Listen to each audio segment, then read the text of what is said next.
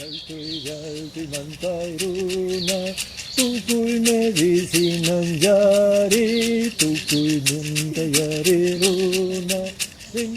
name is Luke Story, and this is the Lifestylist Podcast, a show dedicated to building the ultimate lifestyle based on the most powerful principles of health and spirituality.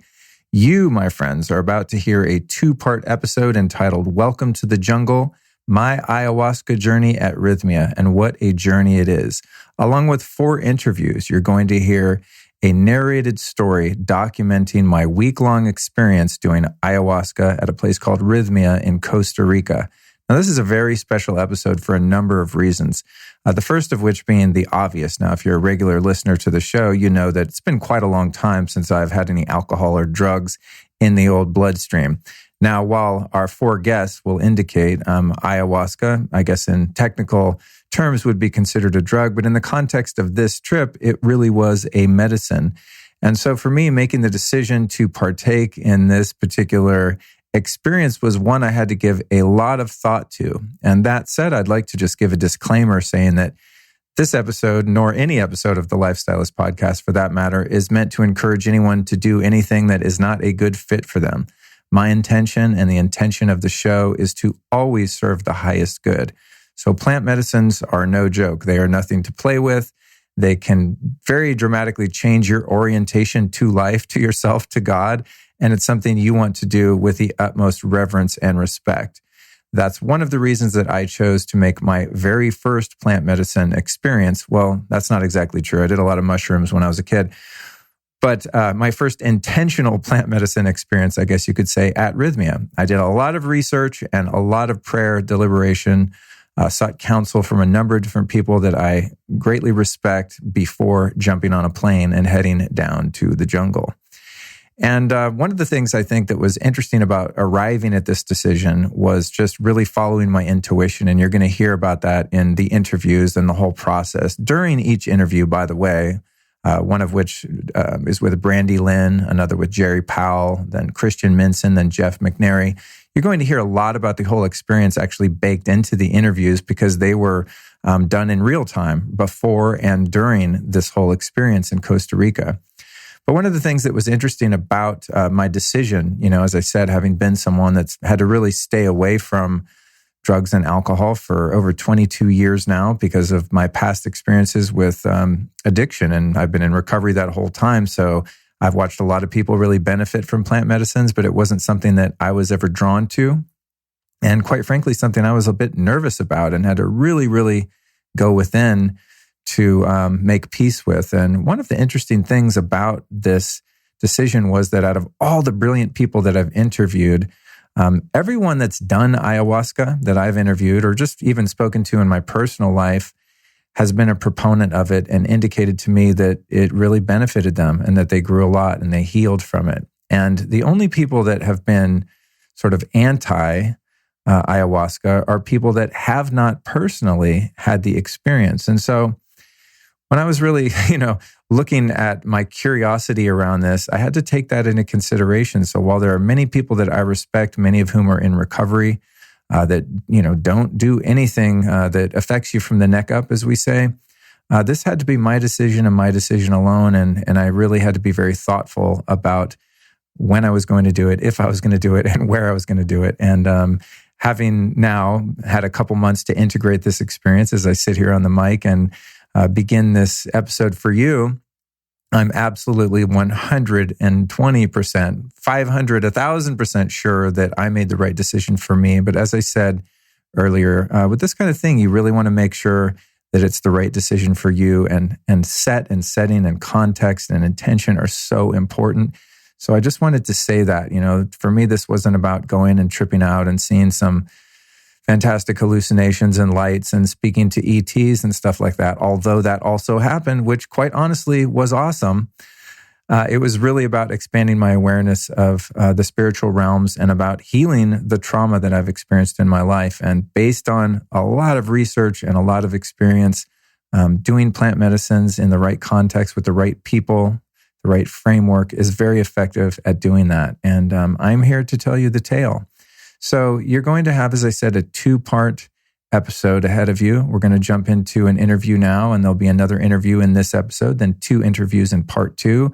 I decided to break these into 2 just because it was a lot of content. It's hours and hours worth of, field reports and interviews, and there's really a lot of meat to this. So I thought it'd be too long for one episode. I don't even know if you're allowed to make a podcast that long. So I broke it into 2, but what I'm going to do is just release them on the same day. So now you're hearing part 1 right after this. You can go ahead and jump into part 2 at your leisure. Normally I'll do like a Tuesday part 1 and a Friday part 2. And I just thought, you know what? I just want to dump this whole thing out there into the stratosphere and let people digest it at their own pace. So I would highly recommend that you do catch both episodes, because at the end of number 2, there's some pretty interesting conclusions and experiences that take place. And of course, at the end of all this, I give a really thorough summary of what the experience meant to me in hindsight, looking back in retrospect, what actually happened to me and the changes that took place within my own heart and my own consciousness. And I'll just say for now, as we jump into this mysterious exploration of the cosmos, that it was absolutely a beautiful experience. I'm so grateful to the people at Rythmia, not only the people that run it, that work there, all the shaman that I got to experience, but also my fellow participants that were so brave and open-hearted. And as I sit here and reflect back on this experience, and, I'm sitting here piecing all these files together and all of these different bits of audio, I'm just brought back to the sound of the jungle, the rhythm of the jungle, the wind, the power of this medicine, the power of spiritual intention, and more than anything, the power of God that created these compounds for humans to discover. And it's with the utmost reverence to the indigenous cultures that were wise enough and intuitive enough to find out how to mix these different plants and make them into medicine, and to really set the stage for them to be used across the world for healing. I'm just full of gratitude at this moment. It's just such a fantastic experience, and one that I hope to have again someday, maybe soon, who knows? I think I'm still sort of integrating this one. As you'll hear later, I came back and just got really busy, and there's been a lot going on. So I didn't really get to take a breath after this week that I spent in Costa Rica. But as I sit here today and spend a few hours piecing all this together, I'm just overwhelmed and awed by what a powerful experience this was. So thank you so much for joining me. And with that, we'll go ahead and dive into part 1. Enjoy.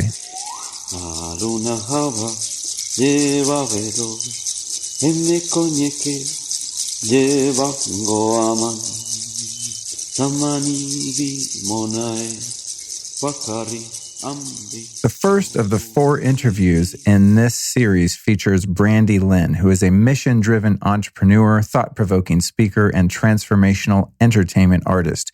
She's also the co-creator of Rythmia. I sat down with Brandee in my apartment, which I have since moved from, as you'll hear more about later, and had an in-depth conversation with her prior to taking the trip to Rythmia. Here's what we talked about in the conversation: all the messages from the universe that brought me to the decision to take the trip, why Brandee was reluctant to try plant medicines herself when they first started coming into her life, the difference between a plant medicine and a drug, the shadow side of the plant medicine community, where spiritual power and intellectual understanding intersect, what important lessons Brandee and Gerry learned from plant medicine, and how they integrated that knowledge back into their lives, which is a critical but often overlooked step to the healing process.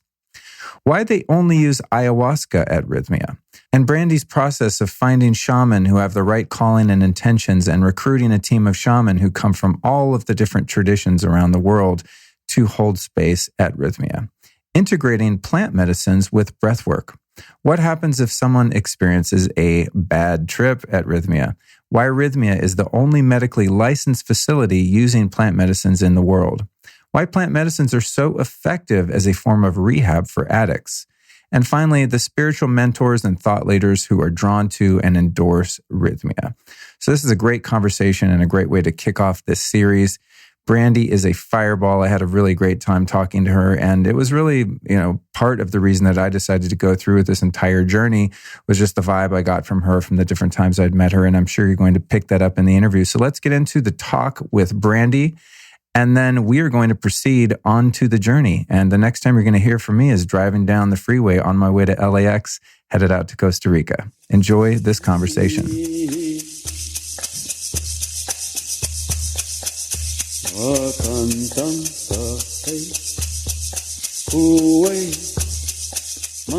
Great to see you, Brandee. Welcome to the show. Thanks for having me. So, listeners, Brandee and I met a few months ago at Rythmia Live in New York City. And it was funny because I had spoken to my friend Josh. Josh's podcast is called Wellness Force, right? Yeah, Wellness Force Radio, right. I think it is, yeah. So Josh said, hey, he emailed me, hey, I listen to your podcast. I'm a fellow podcaster, and there's this great place in Costa Rica called Rythmia. I want to introduce you to them, yada, yada. I was like, cool, whatever. We'll get to it when we get to it. And, I just kind of went into the bottom of the inbox there to be addressed when I had time. Then I go to New York and I run into Brandee and my friends Anna and Kara that run Rythmia Live. Oh, you got to meet Brandee from Rythmia. I was like, wow, okay, interesting. That just came up. And Rythmia, by the way, folks, is associated with plant medicines. It's a retreat center that uses plant medicines for healing. And, it's something I've been kind of curious about and plant curious, and then I'm getting my ozone IV in West LA. What's the name of the place? Oh my God, Advanced Biocell. Please give a shout out to them. They're a really great place for ozone IV. I'm in there. And the nurse who administers the ozone is like, oh my God, you've got to check out this book, Shit the Moon Said. Is that what it's called? Shit the Moon Said? Yeah. Jerry, the founder of Rythmia's book. And she goes, oh yeah, it's this guy, Rythmia, Michael Beckwith. I was like, oh, okay. So anyway, there's like a couple more of those happened. And eventually I thought, I can't ignore signs from the universe. I need to sort of, motivate myself to pursue this. And so here we are, having a conversation. I got a plane ticket and I'm flying out in a couple days here to go have this experience. So that's my intro. And I'm just excited to see you again because I really vibed with you in New York. You have just a really great presence. And we were in a very loud, crowded kind of party environment, but we just kind of zeroed into this little zone there. We hid out from the dance party. Yeah, I'm always hiding out from the dance party. So cool to connect with you again. And I'm excited to hear your story because you got into it a little bit, and I found it fascinating based on our first introduction. So here we go. So let's just talk about to start with how you got involved with Rythmia and Jerry, and how the sort of magical convergence of timing happened with all that, because I thought that was fascinating when you explained it to me briefly. Yeah. Well, I could relate to your story because when plant medicine started coming into my reality, I was like, hell no. My mom is a meth addict to this day. So for me, like anything that looked like druggy, I didn't want anything to do with it. But I owned a marketing and branding company for most of my career. And I always had a passion for life transformation, personal development, spirituality, mostly because I came from such a traumatic, crazy childhood that I found it as my ticket to freedom. So I was like doing every program I could do, reading every book that I could read, and still was a hot mess, but working through it. But on the side, I started working with men that were transitioning from prison and created a program where I was teaching them meditation and the mystical teachings. And I really found that this is what I loved doing. And so on the side of my business, I tuned into like, okay, what's my calling? And I built out this vision board one night, and it's actually pretty amazing. I made it I think 8 or 9 years ago. And I was like, I said, okay, so what's the greatest way that I can make an impact? And I heard, wake up the giants. And, within all of the human beings that are on this planet, there's solutions to all of these problems that we're facing right now. So I'm like, okay, so maybe I'm going to build out this amazing transformational center in Costa Rica. So I put this on the vision board, and it's amazing when I look back. It even has casitas that look exactly like Rythmia. And I had this idea to create a week-long program that would have the most progressive modalities for breaking through, because I was doing a lot of work with Landmark Forum and all these really amazing programs, but I felt like there were areas in my life that I had been working on for 10 years, and I still kept doing the same thing, having the same pattern. And it was because a lot of that work was going through the mind, But I had we have 4 different bodies that we're dealing with. So if you're not addressing your emotional body, your spiritual body and all of it, you can have a pattern that keeps showing up in your life. So this was the plan. And, I made this whole vision and I just kept, working on it a little bit on the side of my business. Well, in 2012, I had a falling out with my business partner. And I finally was like, I'm done with this business. Like, I don't know how I'm going to create this whole thing, but I'm surrendering to it and I'm going to be guided, because my whole life, I was chasing money and had the story like, okay, once I make the money, then I could do what I really want to do, And I just was like, I'm done with that. That idea is taking way too long. And so I know the feeling, right? Getting caught in that hamster wheel. I know the feeling. Yes. So I finally surrendered and I literally spoke it out loud out of the frustration. And I said, I want to be used on one of the biggest movements on the planet. Guide me. Like, I am not going to be the one in control anymore. And I just took this risk. I had people coming to me that wanted me to recreate, the whole business that I used to have. And I was like... The prison transition business? No, that was actually on the side, but I had a marketing and branding company. Yeah. So I would take I created a DJ toy product with Flow Rider, all this cool stuff. But my soul was craving to be in service. And I just wanted to do something that was meaningful. So right around that time, these shamans from Costa Rica reach out to me and ask me to help them market ayahuasca. I'm like, what is this?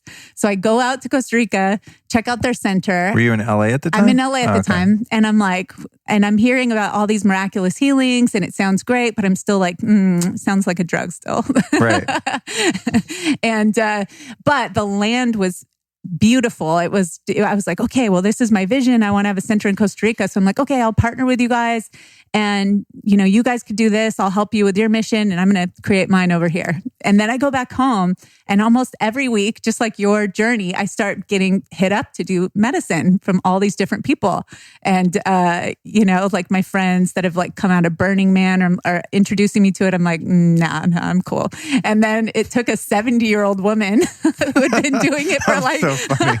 That's so funny. I took a 70-year-old woman who had been doing it for 30 years. And she was like, every year I do a visioning week with the medicine and you're helping consult for my company. Can you come? So I was kind of trapped. I'm like, okay, I'll come. And when I talked to the shaman, I still wasn't sure when I went that I was going to do it. But when I talked to the shaman and understood the difference between plant medicine and drug, plant medicine is something that you take to go inside yourself to actually face the things that you might not want to see. A drug is what you're taking to escape those things that you don't want to see, to have a good time, right? To party, to not deal with it. So I'm familiar with the latter path, yes. Right? So when I really started understanding that this was a medicine and, and the visions she was explaining to me, they're not hallucinations. They're actually, lifting the veil and being able to connect with your soul and see, your higher self and what you're being called to. And I'm like, okay, well, I need this in my life right now. So that's when I said yes. And that night completely changed my life. I set 2 intentions. I wanted to see why I kept attracting these really crazy relationships with men. That was my pattern that I could not break through. And I would say, I keep attracting the same guy with a different face over and over again. And then the other was to step into my life purpose.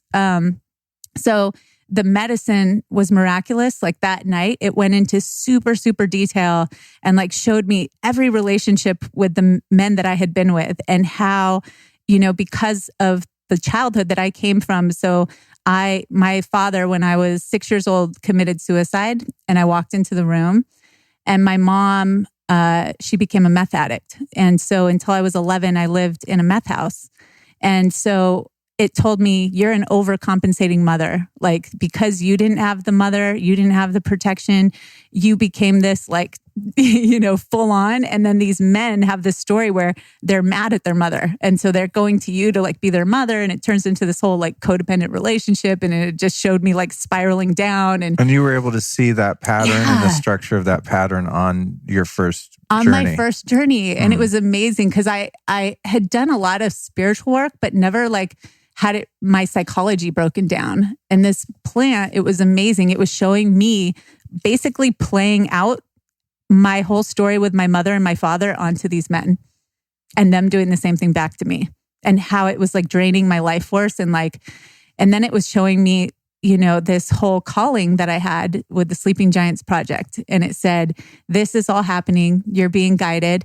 And 2 weeks after that ceremony, somebody called me and heard about Gerard, my now husband. And they said, he wants to open a center in Costa Rica. He heard that you have a center in Costa Rica. We met up and then we were like, okay, he's partnered with Michael Beckwith, my reverend. We got to do this together. So we flew out to Costa Rica, found Rythmia, and that's how it all happened. That's crazy town. Oh my God. That's so wild. Yeah. God, I have to process that. There's a number of different questions that sort of were born out of that. Is something you said about, people using drugs to escape themselves and to get away from their trauma and not think about the death of the father or the addiction of the mother. Like, no, blot that out. Some of us use heroin. Some of us use a credit card. I've used everything, I think, under the sun to blot out painful experiences, and really not just painful experiences, any kind of emotion that's above numb is just not acceptable. Even sometimes happiness or excitement is just like, no, I don't want to feel anything. I just want to be anesthetized. And I lived that way for a long time. And then even after stopping the street drugs and alcohol and all that, just finding anything else I could to not face it. So I find that to be an interesting distinction. However, from people in kind of the Burning Man community and things like that, because that's not really my scene. I don't know, maybe it's an age thing or something, or I just did a lot of acid at Grateful Dead shows and hung out in the parking lot. I kind of get the festival vibe. I feel you. I'm cool. I haven't gone yet. Yeah, I'm not saying I won't, but I'm cool. Yeah. But what I hear sometimes, like I'll hear someone say like, oh yeah, so I was at this party and everyone did medicine and then we were like doing all this crazy stuff and da-da-da. And I'm like, that's not medicine. You guys were partying and that's cool, but like, let's call it what it is. Yeah. And so I think now that plant medicines are becoming more ubiquitous, which I believe is healthy. I mean, I think all drugs should be legal worldwide.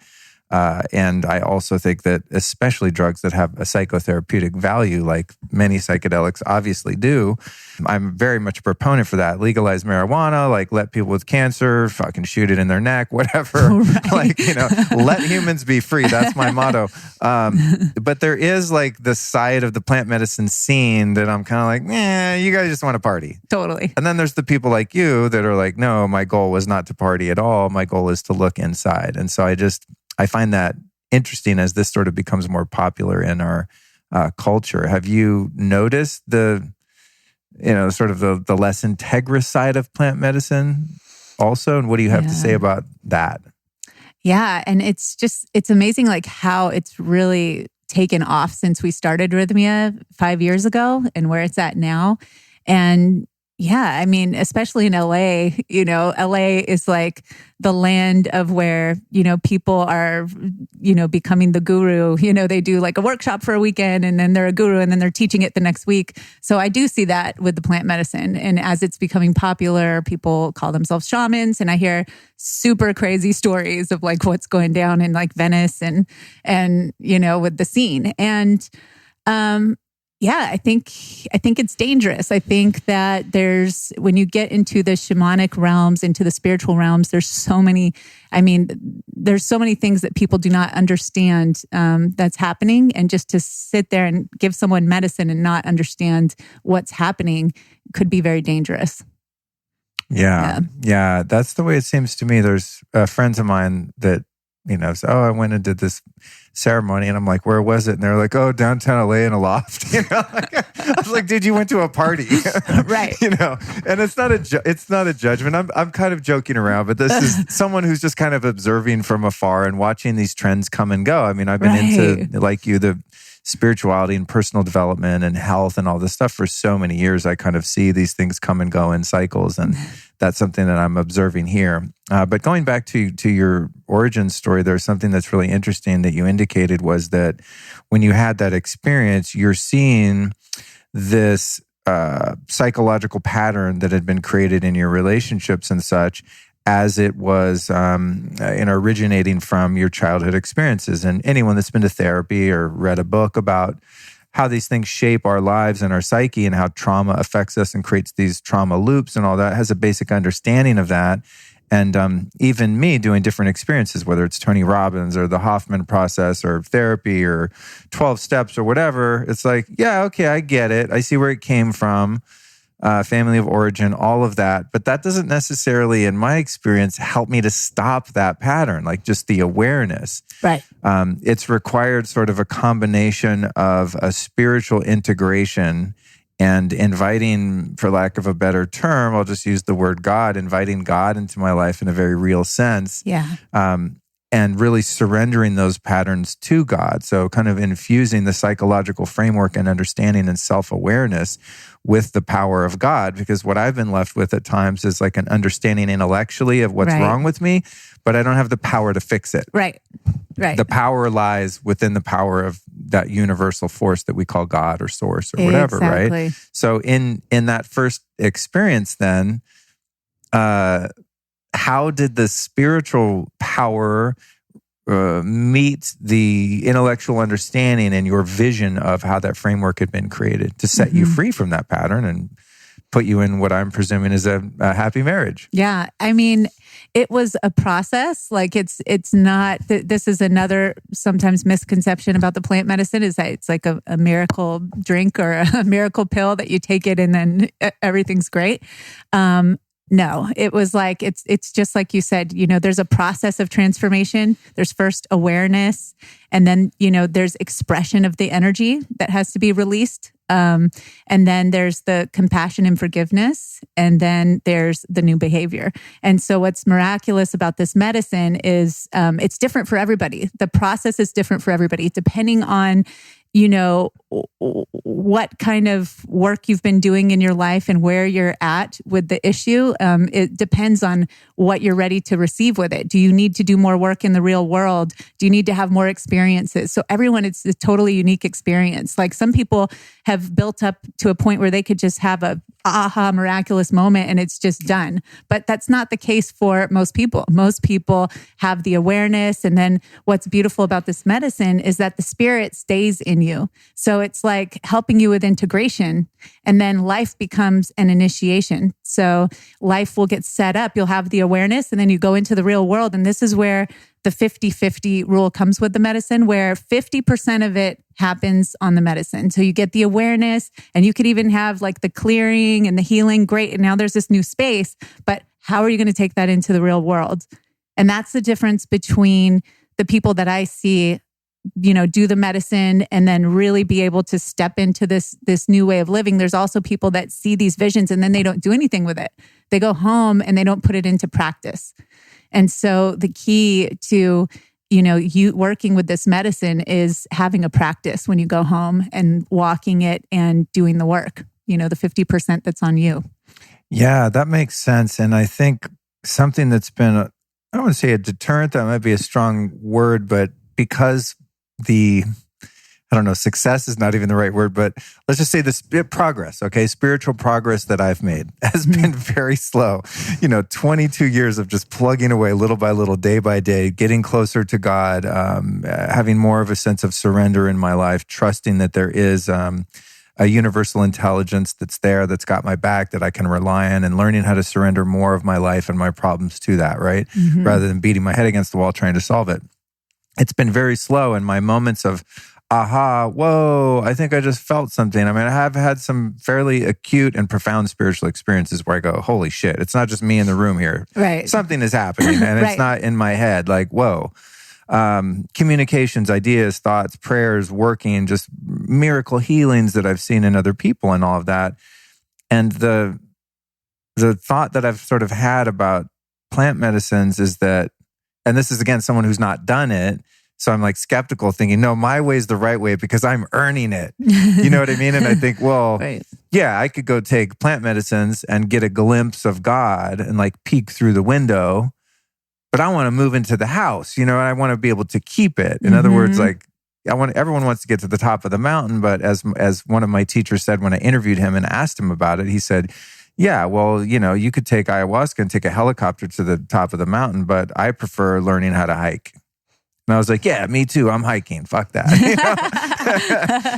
But then, it's like, to me, one of the things I really value is having an open mind and being malleable and being able to change my perception or opinion on a dime if something opens up to me and makes more sense. So what would you have to say about, if you achieve these high states? And this kind of like going back to Ram Dass too, one of the biggest psychonauts in the history of, or in recorded history. And at the end of his journey of doing psychedelics for 40 years or whatever, he's like, it's kind of just about meditation and being with God. Now, who knows if Ram Dass would be Ram Dass if he hadn't done all those psychedelics, but his final analysis was like, psychedelics aren't the pathway to God. Like the pathway to God is just in your heart and through practice. So if you doing plant medicines and you get a glimpse of spirit and you get these realizations, how do you then integrate and hang on to that so that it wasn't just like a fun trip that you took on a weekend, but something where you're able to carry that with you? Mm-hmm. Yeah, I think that's the part of like, first of all, integrating your experience. That's why integration is so important. Like really understanding what happened, documenting it, make a journal, because you can have these profound things and insights. And then if you wait too long and you don't like write it out, you can forget so much of it. And then it's really is having a practice. I think, for me, I've been studying Kriya for 13 years. And so I do Kriya in the morning, Kriya at night. And then I take the things that came from the ceremony and I try to incorporate them into my day. I think like setting up your morning is key. Having a practice and setting an intention and like really working the muscle, because it's like it's building a muscle. It's when you're trying to create a new behavior, you've got to, you've built a whole life of this pathway, this neural pathway, and it's your comfort zone. But to create a new pathway and have a new behavior, you have to build it just like you would in the gym. And you have to put it into action daily. And when the situations come up, and it's not to say that you did the plant medicine, you have this awareness, and now you do a practice and it's all going to be great. That's not. It's actually when you're creating a new behavior, part of the process is to actually fall down and actually go back to your old behavior. And so it's also having compassion for yourself and being like, okay, it's like remembering that we're just kids. Like, don't take yourself so fucking seriously. You know what I mean? Great. Like, that's great. At the end of the day, we're all just these little kids and we're doing the best that we can, but we're operating on these programs, these unconscious programs. And so when you screw up, it's like, just have compassion, talk to yourself like you're a child. Part of my practice is actually the parent me, the adult me that's now has, the wisdom that I have, that I didn't have when I was a child. I'm constantly having a conversation with my inner child and, checking in with the inner child and just seeing like, where is she at? And, and having compassion when you fuck up. Yeah, it's like just talking to her like I would my own child. That's key, because the ego is held, the way that the ego works, it's trying to keep us safe, but it's also our partner to ascend. And so when we remove the blame, shame, guilt, the places where we judge ourselves, when we could separate it and look at this as this program and not make it like our identity. You know what I mean? Like when I was able to start separating my ego then and taking all of that shame off of it and actually building a relationship to understand like, what do you want from me exactly? What's going on here? And knowing the difference between my authentic self and this ego and not judging it. This is where I was able to have more of the breakthroughs, because it's when you're trying to like hide it or pretend that it's not there, or, the spiritual bypass, like in the spiritual community. I mean, there's a whole new ego that gets created, right? Yeah. It's like, oh man, the spiritual snob ego. I've done it. I did too. It makes me like repulsed. We'll be right back at you after this brief but important announcement. One of the coolest things about my job as the host of the Lifestylist podcast is always being on the cutting edge and not only finding out the best products when it comes to health, but the best companies that are making those products. Now, I'm someone that's been into bee products for a really long time. And if you heard episode 175 with Carly Stein, you got to hear me totally geek out on my obsession with bees and bee products. If you haven't heard that one, by the way, go back and check it out. That's 175. But what I didn't know about bee products is A, how many different products bees actually make in a hive, what their different uses are in terms of health support, and also that there are just a lot of companies that are making products that are very inferior. Either they're weak or they're not tested for pesticides and things like that. So the whole bee product game, I thought I was pretty on top of, and I got schooled in that episode, and now I'm going back and kind of re-educating myself, and I'm using all of the products from Beekeepers Naturals. So they've got a few that I'm really into. There's the propolis, which is kind of like the medicine of the hive. Then you've got, of course, the bee pollen, which is the food, that's the protein. It's actually the highest protein food on the planet, and it's also got free-forming amino acids. So it's great for pre-workout, for muscle recovery. And then, of course, the raw honey, which is amazing. And I thought I knew something about honey. It's got live enzymes. If you take a little bit before you go to bed, it helps you sleep. There's some things like that. But it turns out honey is a legit superfood if you get it from the right company. It's full of antioxidants, and it's just insanely powerful. Then you've got royal jelly. Now, royal jelly is the chronic stuff. That's the food that's exclusively made for the queen bee. So the queen bee lives about 40 times longer than the average worker bee. So put the math together there, and you'll know that royal jelly is some badass stuff. And if you want to try all of these products that the bees make in one, I'm going to recommend Bee Powered by Beekeepers Naturals. That's one of my favorites. Now, honestly, I go through it a little too fast. It comes in a jar, and I just pound that stuff. I probably way OD on it. You don't need to do it like I do it. You can savor it and make it last, but it's an amazing product and a really great way for you to get an introduction into all of the bee products in one jar. So go to beekeepersnaturals.com, use the code LIFESTYLIST and save 15%. That's beekeepersnaturals.com, and the code is LIFESTYLIST. And now back to the interview. Well, I took a trip to India once to a place called Golden City Oneness University. And during this is like early 2000s, and they initiated you into doing something called Diksha, which now I think they call a oneness blessing.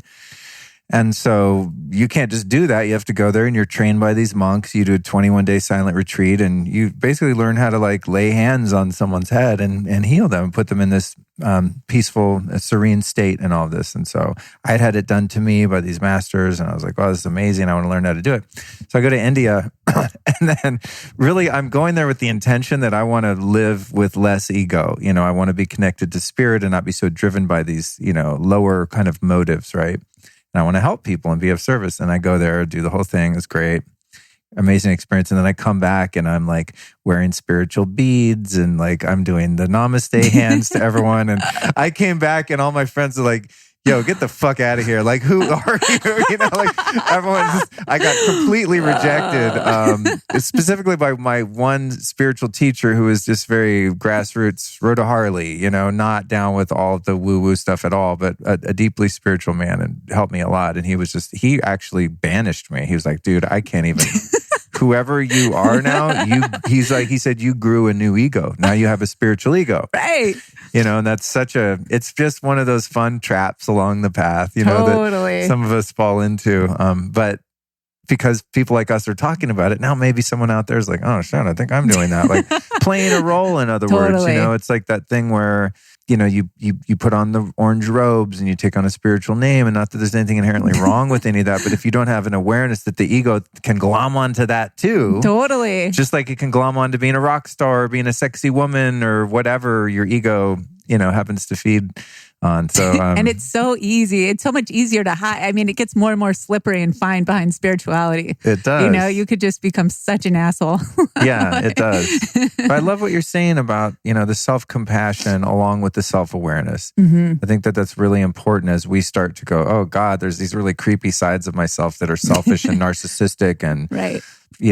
Whatever, that it's like, it's a double jeopardy for the ego to sort of, be operating in your life and controlling you to a certain degree. Then your higher self has this awareness. Then the ego sort of gloms onto that awareness. It's like, see, I knew you were a loser. It is a double jeopardy of like totally. beating yourself up. So I love what you said about, learning from your mistakes and being patient. It's like when I always use the example of when a baby learns how to walk, they don't learn how to walk by walking. They learn how to walk by falling. And that's something that I always have to remind myself because I think that many of us into the spirituality and personal development hold ourselves at a really high standard, and there's a perfectionism in spiritual growth too that I've struggled a lot with. I mean, my teachers are always like, dude, like give yourself a break. Jesus Christ, like you've grown so much. You're doing so great. Like you're such a dick to yourself. Totally. It's like, okay, all right. I have to remember that. I mean, I've grown even in the past couple of years, the leaps and bounds. I mean, I'm a completely different person than I was 2 years ago. I mean, literally. Right. Like so many areas of my life have just been turned upside down in the most positive sense, but I still make one little mistake and I'm like, oh, there we go again. I'm still stuck in this pattern. Like, so how many ceremonies now have you done? Ooh, a lot. A lot more than, I would say most people would need to. I don't even know the number anymore, but because... If you don't know the number, that's a lot. Because I'd be counting like, okay, I'm up to 7. Oh, yeah. Yeah. And the thing is it's not about how many ceremonies you've done. And I've done a lot because... for us to be able to create this program and really understand the medicine in a deep way, I've kind of had to go more of a shamanic path with the medicine to really understand it and to be able to like facilitate people through the process. But I think, for most people, it's just a matter of, everybody has a different, calling to the medicine. Like it might be one time for one person and it might be 50 times for another person. It just depends. And, so the way that I work with it is I wait until I'm called to it, and when you're being called to it. It's like I'll work through whatever I got from the last ceremony. And then when I feel like it's time to go back, then I will. And what are some of the other realizations that you've had in terms of negative life patterns, ways in which you were stuck, such as, that childhood trauma that manifested in you having a broken man picker? Yeah. Other patterns.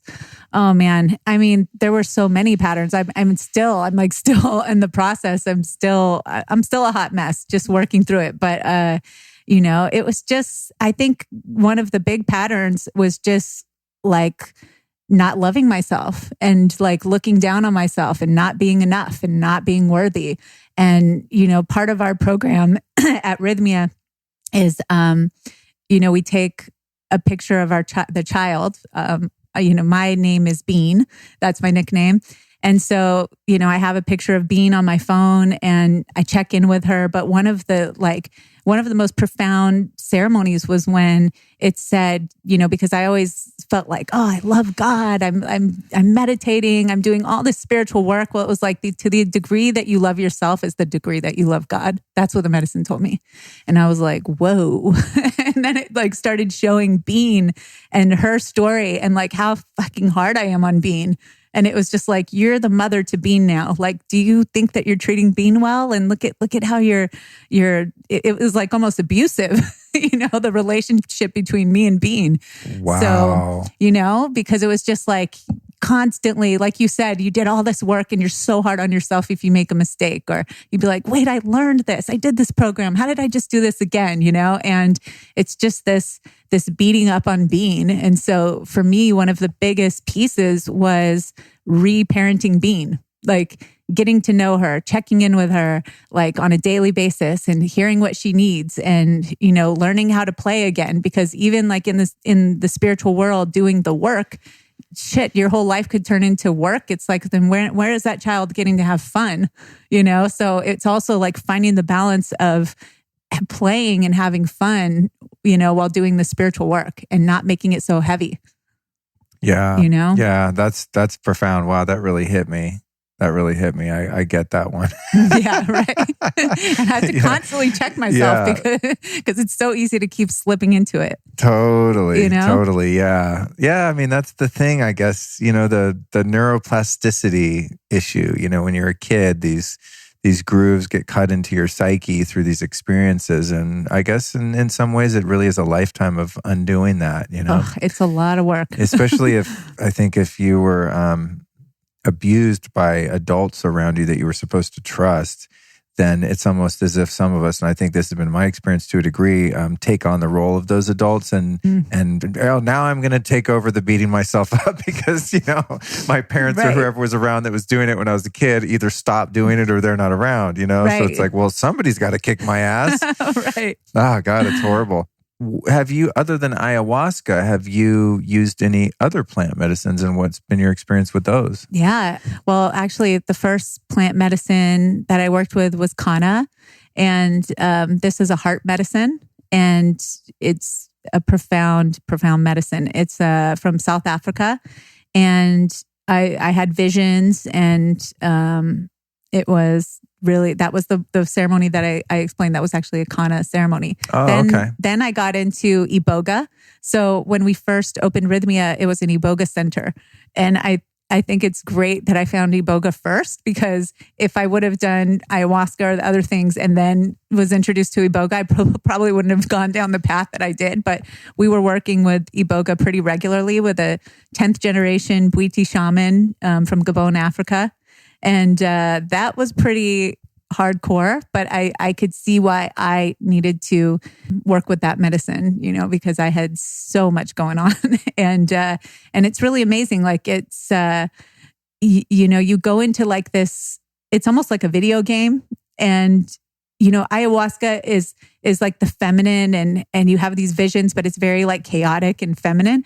The Iboga is masculine and it's very like direct. And it's just like you want to see your father, boom, your father appears and you're talking to him. Or it's like, it takes you on these very like linear and gives you very clear direction. So we would go into the medicine, Gerard and I, when we were creating all of this, and we'd have like questions and we would get answers. And so like actually Rythmia was directed by this medicine. It gave us like it would tell us everything, like what center to get and, what people to work with and everything.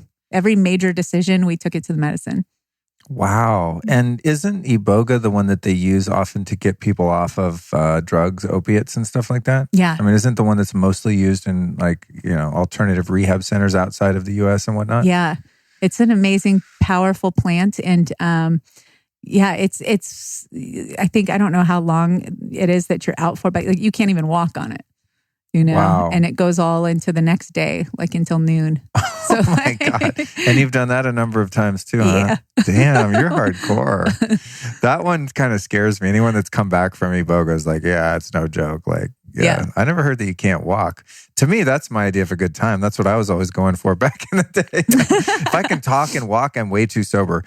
Interesting. And then now, though, with Rythmia, you guys have evolved where you're just using ayahuasca. And is there one other medicine that is used during the week? No, just ayahuasca. Oh, okay. And what was the reason that you guys just settled on that particular formula? Yeah, actually, the medicine guided us to use ayahuasca. And because that medicine had more history and also was indigenous to Costa Rica. Oh, that makes sense. Yeah. Right. Is it Iboga from Africa? Yeah. Got it. Yeah. Oh, interesting. And then how did you procure your shamans and make sure that they were on the up and up and qualified and understood these plants and how to use them? Yeah. I mean, that was a process, like getting the right people. You have to go through sometimes the wrong people. And it was a learning process just to, really understand the shamans and, that they've had the right training, the right calling, the right intentions. We were introduced to Taito Juanito, who is actually from the Colombian tradition, and his grandfather is 110 years old. He's the oldest living shaman in the world that we know of. Whoa. So he's come and he trains our facilitators. But we have all different facilitators from all over the world, from different, trained from different lineages. So we actually have, in Rythmia, we actually, each night there's a different lineage, but they've all been trained under the title. Oh, interesting. Yeah. Interesting. So I will be experiencing different shaman then on the different... There's like a night, like a Shipibo night. And then we have like the night with like the Rythmia medicine. And then we have a night like with all women facilitators. And then our last night is with, it's like the Colombian style shaman. Oh, interesting. Yeah. Wow, that's so cool. And then the actual medicine that you guys... serve up there is sourced locally? Yeah, it depends. We actually brew some of it ourselves, and then some of it's sourced locally, and then one is from Colombia. Oh, okay. Yeah. Wow, so interesting. Yeah. Yeah, I'm just. I guess I'm getting excited. On the eve of this trip. It's just in a couple days. I'm like, holy shit! It's such a huge step for me. So now, even this morning before you came, I went on the podcast app and I was like, I searched ayahuasca and started listening to all these podcasts. I'm like, wait, I gotta know what the hell's going on here. Not in a sense of control, but just like curiosity. Now I'm like, oh, this is happening. Wow. Right. What an interesting experience. And so have you had, at Rythmia, there's 4 ceremonies in a week-long 4 retreat? ceremonies. Okay. And then the last 2, we do transformational breath work. Okay. Yeah.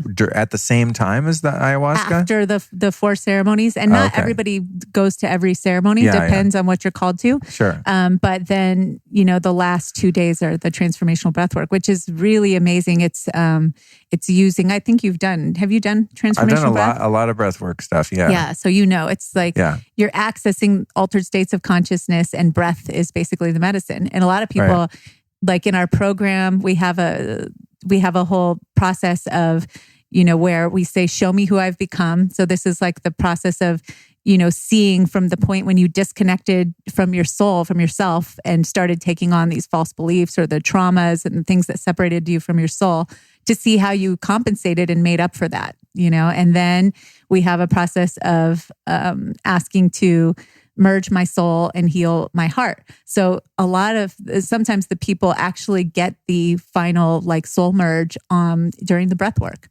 Wow, that's interesting. Yeah, that's so cool. I was really excited to hear that you guys integrated those two, because in Kundalini yoga, specifically in different kriyas that involve really deep, and especially the ones that are really long, like the 11-minute different breaths and stuff like that. Dude, I've broken down crying, laughing. I've had huge breakthroughs. Oh my God. I've gone into like crazy positions where I'm like locked. Yeah, I'm like, oh. You do the T-Rex hands and everything. Totally. Yeah. And there's a place in New York called the Womb Center. I interviewed their founder, Elion, WOOM. I recommend anyone that wants to experience it's a sound experience with breath work and even vocal toning. So they kind of incorporate a lot. It's amazing. But I've been in there and just like, oh my God, I feel like I'm on drugs, like in the best sense, I'm like the good part of drugs.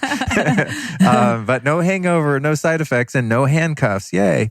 But yeah, the breath, it's amazing what can happen with that, then that surrender experience. And it's so trippy too when you start up a breathwork session. For me, it's like working out. I'm like, because I do it every morning, actually, sitting right there when I do my sun gazing. And the first round, I'm always like, oh God, this sucks. And then by the end, I feel like, man, I could go on for hours. Right. It really is kind of a muscle that you build. Right. And so you're married to Jerry.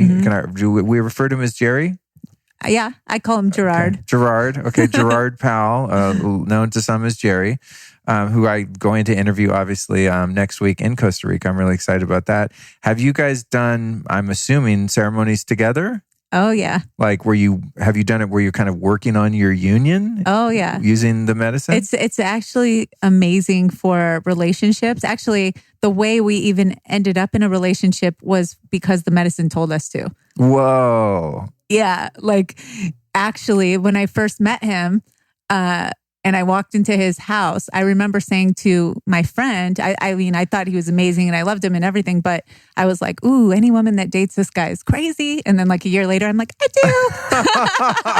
That's funny. But it was like we both met at this time when we were both crazy. Like he had a crazy girlfriend, I had a crazy boyfriend, but we were just getting into this work like of healing ourselves. And then after working on ourselves for a year and working together, it was just like we were at this whole new vibration. We had, we actually matched, and then we did a ceremony together.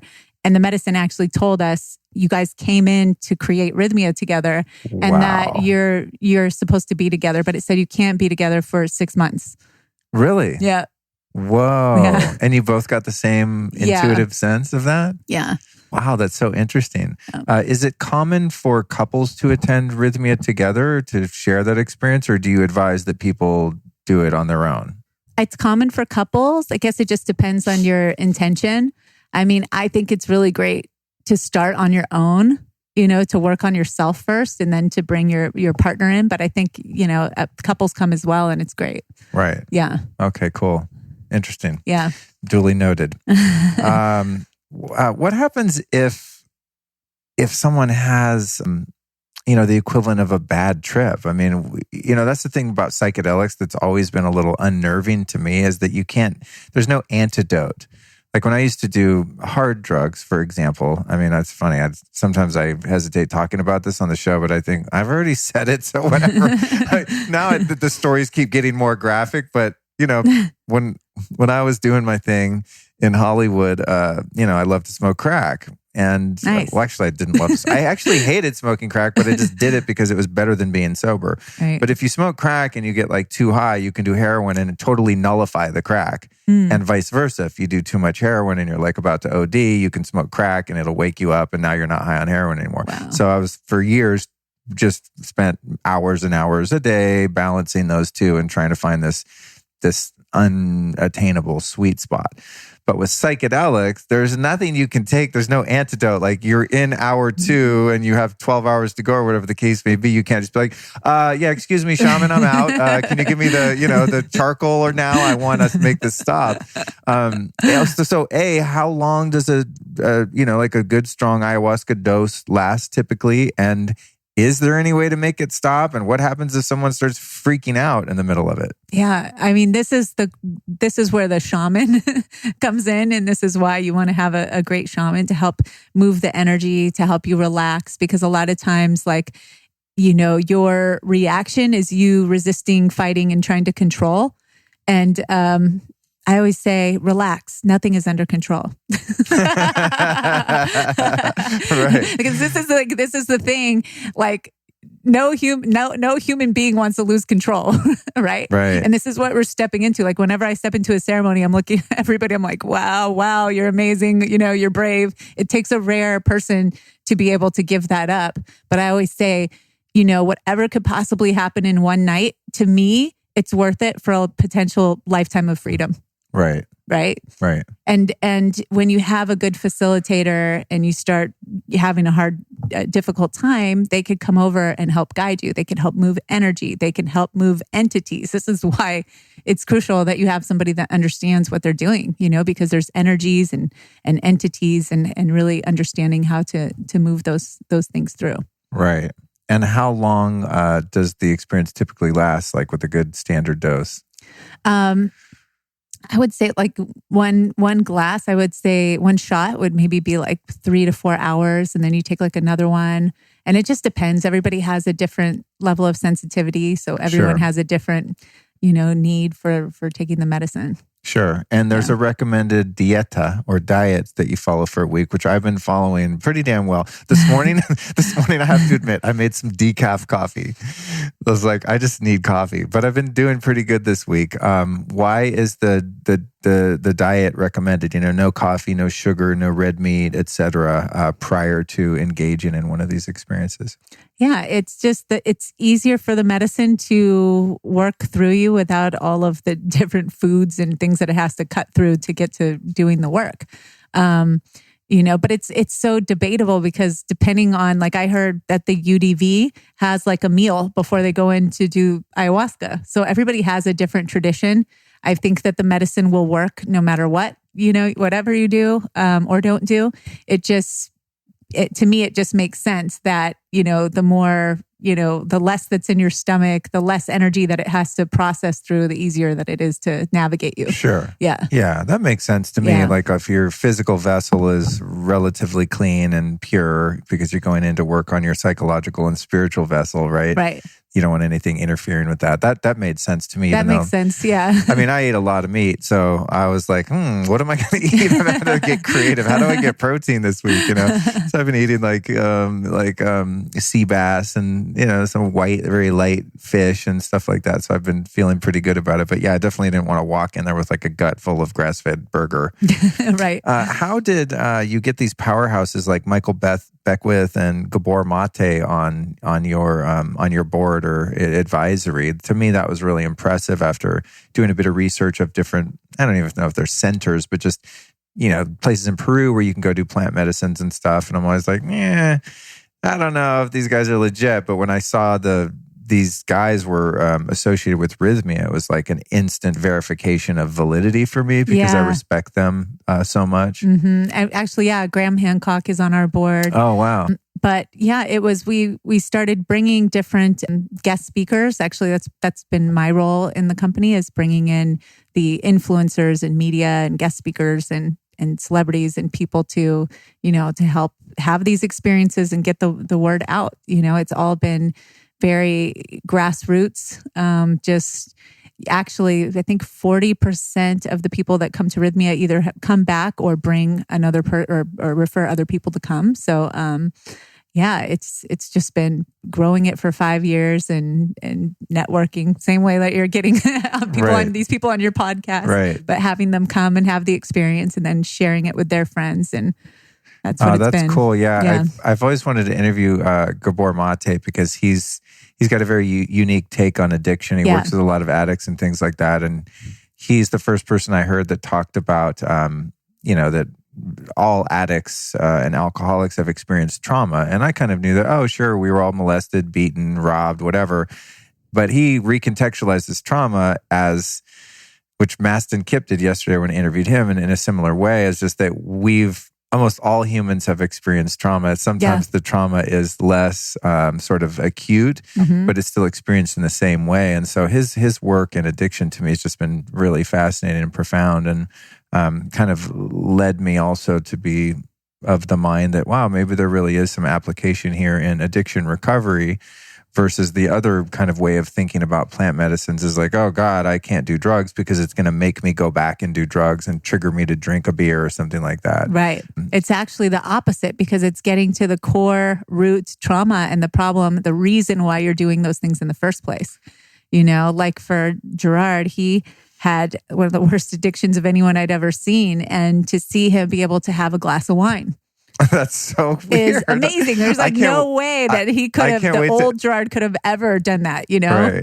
I can't wait to ask him about that. Yeah. Yeah, his story is crazy. I mean, I thought I was pretty hardcore, but that dude was partying. Yeah. I think Gerard, he had the money to do it right. Yeah, when I was using it was like, okay, I got $20 today. How much damage can I do? You know? He could go all in. Yeah, so that's going to be a fun one.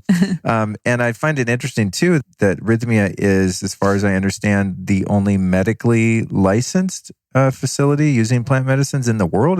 Do I have that factoid right? As far as I know, wow. We hope that more people, copy the model, and that's really been our intention. Is to hopefully inspire. We want hundreds of these all over the world, and for different intentions. For cancer, for addiction, we need them. Right, and do not people partake in these ceremonies to overcome addictions too? Absolutely. I mean, it's almost like a alternative rehab. Absolutely, in a sense, and it works because Gerard was in a rehab, and one of the most expensive rehabs in the world, and I think I believe it was 9% of the people that came out of there were ever healed from it, and not even really healed, because if you're on medications and if you have to white knuckle it the rest of your life and resist something, I mean that's a hard way to live. But the plant medicine actually gives you the opportunity to really heal it, to where you can actually enjoy yourself. If you want to have a glass of wine, you can. You don't have to hide from something anymore because you heal it at the root. It's not like a Band-Aid was put over it. That's astonishing. Yeah. For me, it's just like the idea of being able to have a glass of wine. Not that I think the thing for me, like when I think about that, I'm like, but I don't want a glass of wine. I want 4 bottles of wine. Like, what's the point of one glass? But it's hard to imagine like that physiologically being possible because in the past, like anytime I touched the flame, I'm just instantly ablaze, Right. There's just this, it's not even a mental thing. It's like a physical sort of allergic type reaction where it's like, that tastes good. I'll take 20 more of those. You just go crazy and end up in sordid places with really gnarly, dark people. And you're going like, where am I? Right. South LA in a crack house? What happened? I just wanted a beer at the bar, Right. One Guinness leads to, hanging out with all kinds of strange characters and being in really dangerous situations. So that's an interesting phenomenon. I don't know that I will test that out, but I'm not promoting that. But I was using it as an example for Gerard. But sure, the thing is that the frequency of the medicine is so high that you actually don't want something that is lower. Like alcohol, the frequency of alcohol is actually lower. Right. And so, like when we would go back and drink or have too many drinks, it was like, ugh. In fact, it wouldn't even give me the same like feeling anymore because at first, like before the medicine, the alcohol would make me feel high. Now it's like, takes that's me down. So interesting. Yeah, that's interesting. It's one thing to just have like a little bit, but like if you're actually like start getting tipsy and all this, it actually, the vibration's lower. Right. Yeah. Right. Yeah, I get that. I'm familiar with that vibration. Yeah. Me too. All right. So, Brandee, what's next for you? You're jet setting around, building awareness about this. What's going on with you and your professional life? I know you're traveling a lot. What's happening with you? I didn't really have a chance to catch up. Yeah. Well, I was sent on a mission by the medicine next to bring, the entertainment industry, media to the medicine, to get the word out there, to do this, to speak about it. So I've just been, before I was really building the company, working more behind the scenes. And now I'm kind of just getting out there and talking about it more. Cool. Yeah. Awesome. I'm excited. Well, thank you so much for joining me, and great to see you again. Too. And, I look forward to reporting back on my experiences. You're not going to be there next week when I'm there, right? No, I won't be there. Yeah. So you got to tell me when you get back. We'll touch base. And obviously, this podcast will be sort of a series of interviews and experiences and stuff like that. So you'll know. But I can't wait to kind of check in with you after and be like, oh my God, guess what happened? Yeah, guess what other gross pattern I discovered in myself that I'm now undoing? I can levitate. Yeah, totally. I hope so. Well, thanks so much for coming by, and I look forward to seeing you again soon. You too, Luke. All right.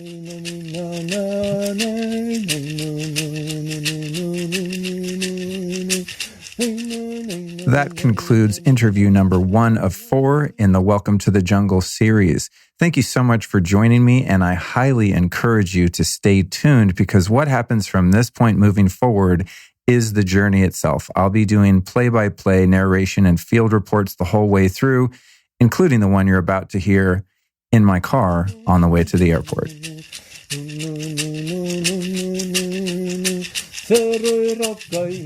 This is Transmission 1, folks. I am on my way to Los Angeles International Airport, headed to Liberia, Costa Rica, where I will be taxied off to Rythmia and spend a week doing plant medicine ceremonies, frolicking on the beach, taking mud baths, colonics, massages, and living the proverbial dream. Really looking forward to it.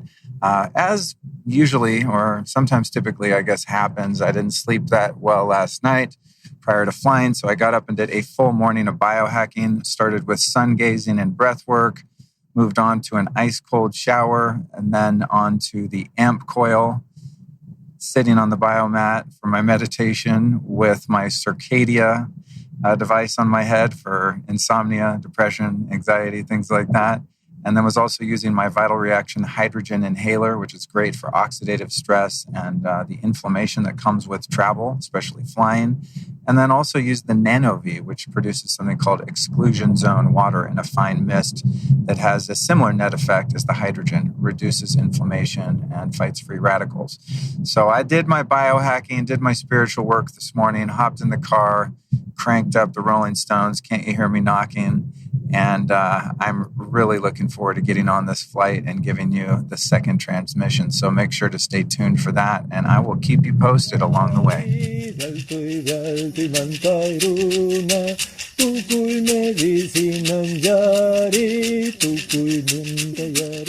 Second transmission here. I am currently about 35,000 feet above Baja, Mexico, looking at the Sea of Cortez. And man, it is beautiful.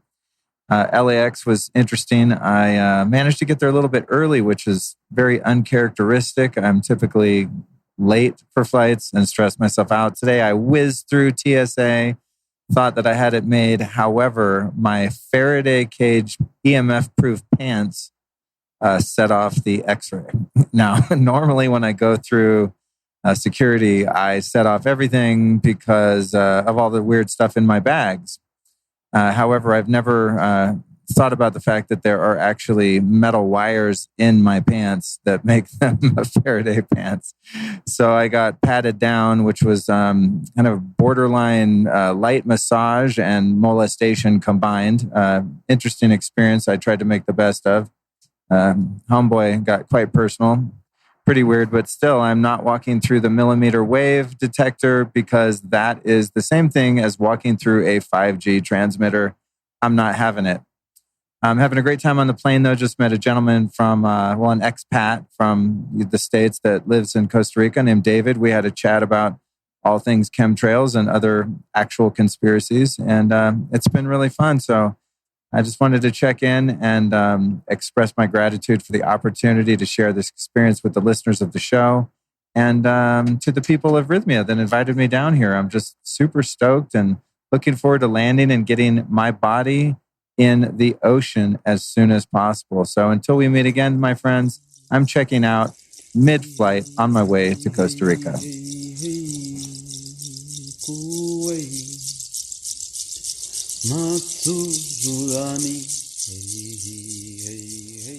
So here we go. We're preparing for takeoff, you guys. I'm sitting here doing a little last-minute sun gaze, listening to the wind in these magical trees, listening to the birds sing, and I, my friends, am about to head in about 10 minutes to partake in my first ayahuasca ceremony. And I'm excited, a little bit nervous. I spent the day really preparing myself in the sense that I did a colonic, which is a great thing they offer here to get really clean inside. They use a Kalima board, which is my favorite method, very gentle. Stoked to find that. Got a deep tissue massage. Started the day with a yoga class, some sun gazing. What else did I do? Ate really clean, organic food a few hours ago. And just did a lot of meditation and prayer and a lot of sitting out in the sun. Gave myself a mud bath and basked in this great tropical sun. And, reflected a little bit on the fact that I haven't ingested anything in almost 22 years. In fact, in about 2 weeks, it will be 22 years exactly since I so much as had a sip of beer, hit off a joint, or anything. Not that that's what I'm doing, but I've not felt intoxicated in a really, really long time. It's all about intention and context. Obviously, I didn't come all this way to not be a sober person anymore. I came this way to really discover more of myself and more of God than I did to escape, which is what I used to do. And I was given a prayer by Jerry, who I'll soon interview, the founder of this place. And I thought that it might be apropos to read it right now because I have not read it. And it's the prayer that's going to take me into the ceremony this evening. And it starts with a dear blank. And I'm just going to say, dear God. Some people say, dear Mother Ayahuasca. I don't know that I have that intimate a relationship with this feminine energy plant yet. So it goes like this. Dear God, if there is any part of me, my conscious, subconscious, or ego that possesses any trickery that would want anything to the contrary of my requested intention, I ask you to honor my words to you over any other request or contra energy right now, and to disregard any energy other than these words that I speak. My intention is, and there's a blank, my intention is to merge with my higher self, my soul.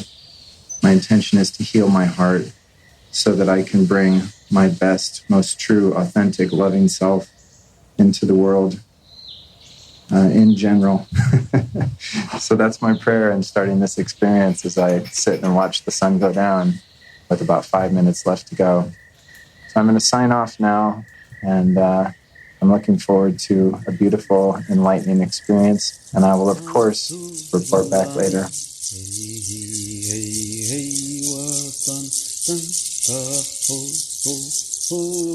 Moving into the day 2 report, I'm sitting here staring out at the beach on the lovely coastline of Costa Rica, the rich coast. And I had hoped that last night, after my first ceremony, that I would be able to come back to my room and possibly give an account of what I had experienced. And I quickly realized upon exiting the ceremony area that was not going to happen at all. I did manage to get myself in the pool and then took a cold shower, which was advised by the very shaman in the room. And I hesitate to even report on the first experience because, A, it is actually completely indescribable due to the fact that language is far too limited to begin to transcribe to you what happened.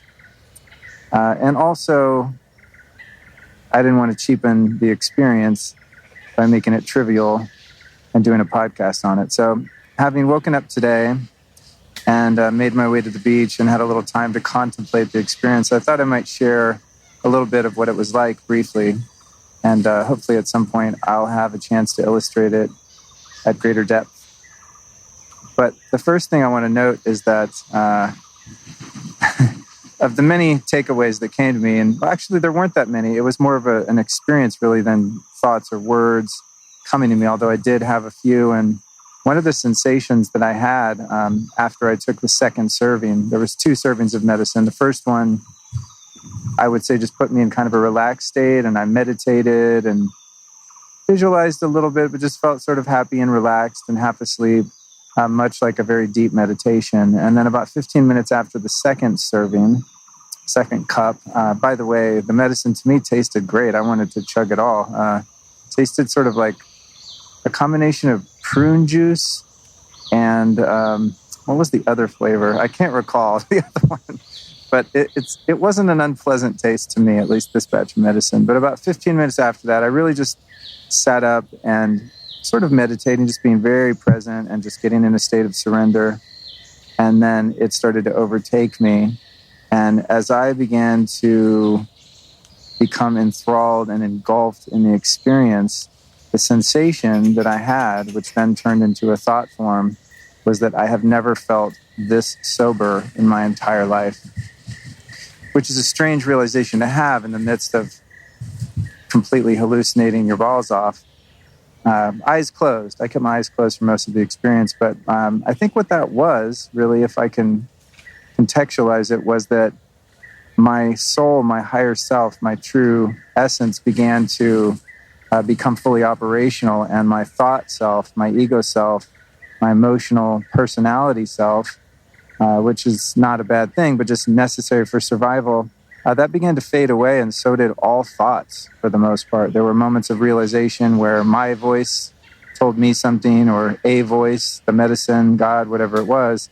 But most of the time, I just had this extremely euphoric experience where I was completely still in space and experiencing the most pure consciousness I've ever experienced. And that, I think, is why the experience for me felt like the utmost sobriety. Even though if you were to watch me, not on the medicine, looking down at me on my little mattress, I probably looked a little bit out there, and I was constantly just laughing and giggling. One of the funniest things that I kept experiencing, and this went on for quite a while, was every time I thought about the idea of explaining the experience, specifically the things that I was visualizing, with my eyes closed.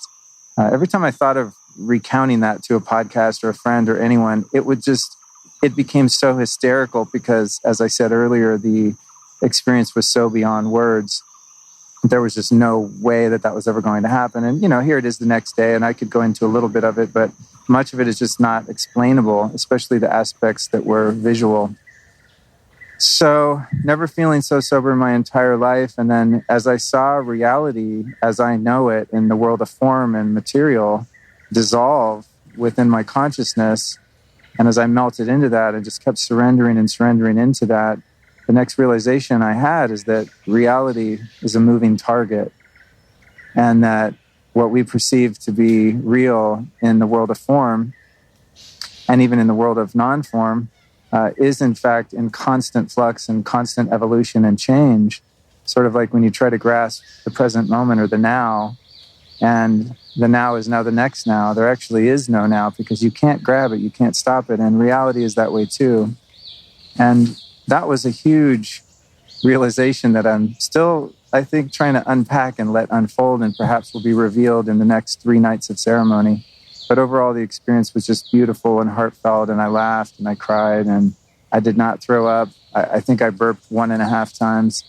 I felt a little nauseous at points, but the soundscape as well, not only the visual experience, but the soundscape, it was like universal consciousness in that I felt like I could hear everything around me, including the wind blowing outside and the other people throwing up and some people screaming and crying and some laughing, and the music and the chanting and the shaking of rattles and all of the whole auditory experience. And it was all the same volume, and it was non-local, meaning all of the sound was just universally present within the space, which was really fascinating. And I think was due to the fact that I was not experiencing it so much through my senses, but through my consciousness out of my body. And then I had the sensation that I was being visited, and it was very sort of E.T., my experience. It was very science fiction visually, very mechanical in a sense, but it was alien, extraterrestrial, strange, but somehow extremely familiar and warm and loving. And what the experience was like overall is that as I surrendered and communicated to the medicine that I was in fact surrendering, and I kept repeating, I surrender, and I trust you, I trust you. It started to overtake me and sort of play with me and scan my being and scan my brain. And there were points at which I felt as though my brain and my whole physiology was actually being repaired and worked on by this energy in an almost, as I said, a mechanical way. It's like there was this sort of machinery, in a sense, this light machinery, this light and energy machinery that was scanning me and correcting errors and cleansing my soul and opening my heart and healing my heart. And it was just an absolutely profound experience. And as I said, it's really difficult to put into words. And I wanted to make this transmission a 2-minute one, and I'm looking at my recorder here as I sit on the beach, and it's almost 8 minutes, but it's just like, how do you pack a 5 or 6 hour experience into 8 minutes when you experience that much weightlessness and that much true reality, the core of reality, the formless consciousness that we all are. And so I'm, a little bit apprehensive, but I would say more than anything excited about the next 3 nights of medicine, because I get the sense kind of like, I just got a sweet introduction, because it was, I wouldn't say it was gentle. I mean, my world was fucking rocked, trust me, but I wasn't, seeing all this darkness and sludge come up from within me. And I don't know, maybe that's because I've been excavating that for so long. Who knows, more will be revealed. But my motto is, as my motto has been for the past 22 plus years, is just surrender and let go. And the realization I had last night is that no matter how hard I try to control anything in my life, all control is just an illusion. And so there's really no point in trying to be in control, and that the name of the game is absolutely surrender. And so as I enter into this experience this evening, which will take place in about 3 hours, I'm just going to keep allowing whatever needs to happen, and just trust the process and trust this medicine to do what it's meant to do. And I found in my experience yesterday that the more I was able to relinquish all thought, all intention really, and just allow the medicine to wash over me and work with me, that the better result I got. So that's the report, folks, for day 2. Hopefully this recording comes out okay. I'm sort of shielding myself from the wind here as I sit underneath the palm tree with an iguana, a little baby iguana. It's a little windy and I can't listen back to this. So I just thought, oh man, I hope this comes out okay. It's not my normal recording method, but I'm a field reporter on this journey of consciousness. And I will close by repeating my current mantra as of today, that reality is a moving target.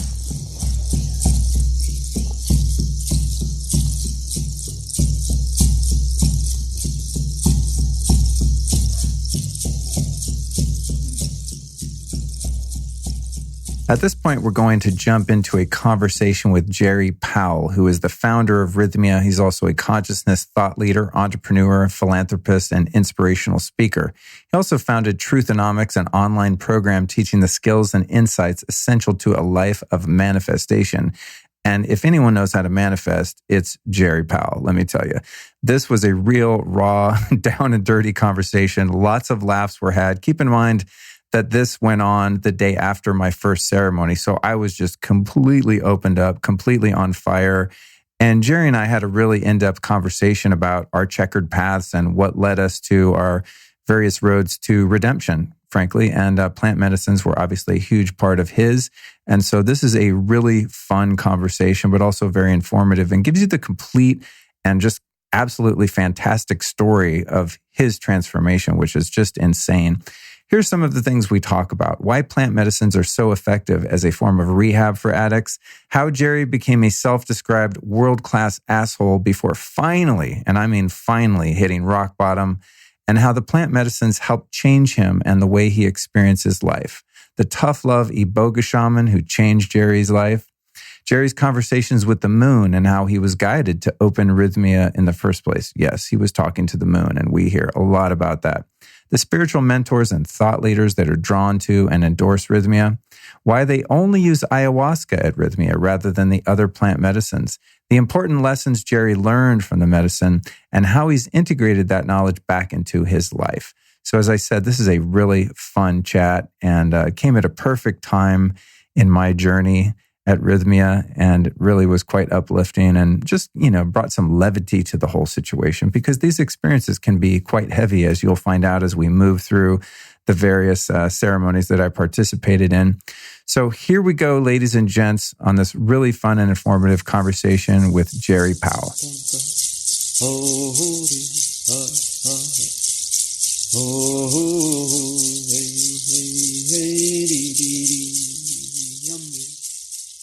Rolling.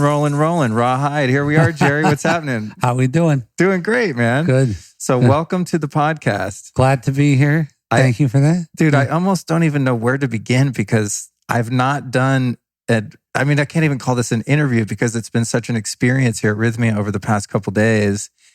It's really weird to kind of be doing quote unquote work. I'm with you.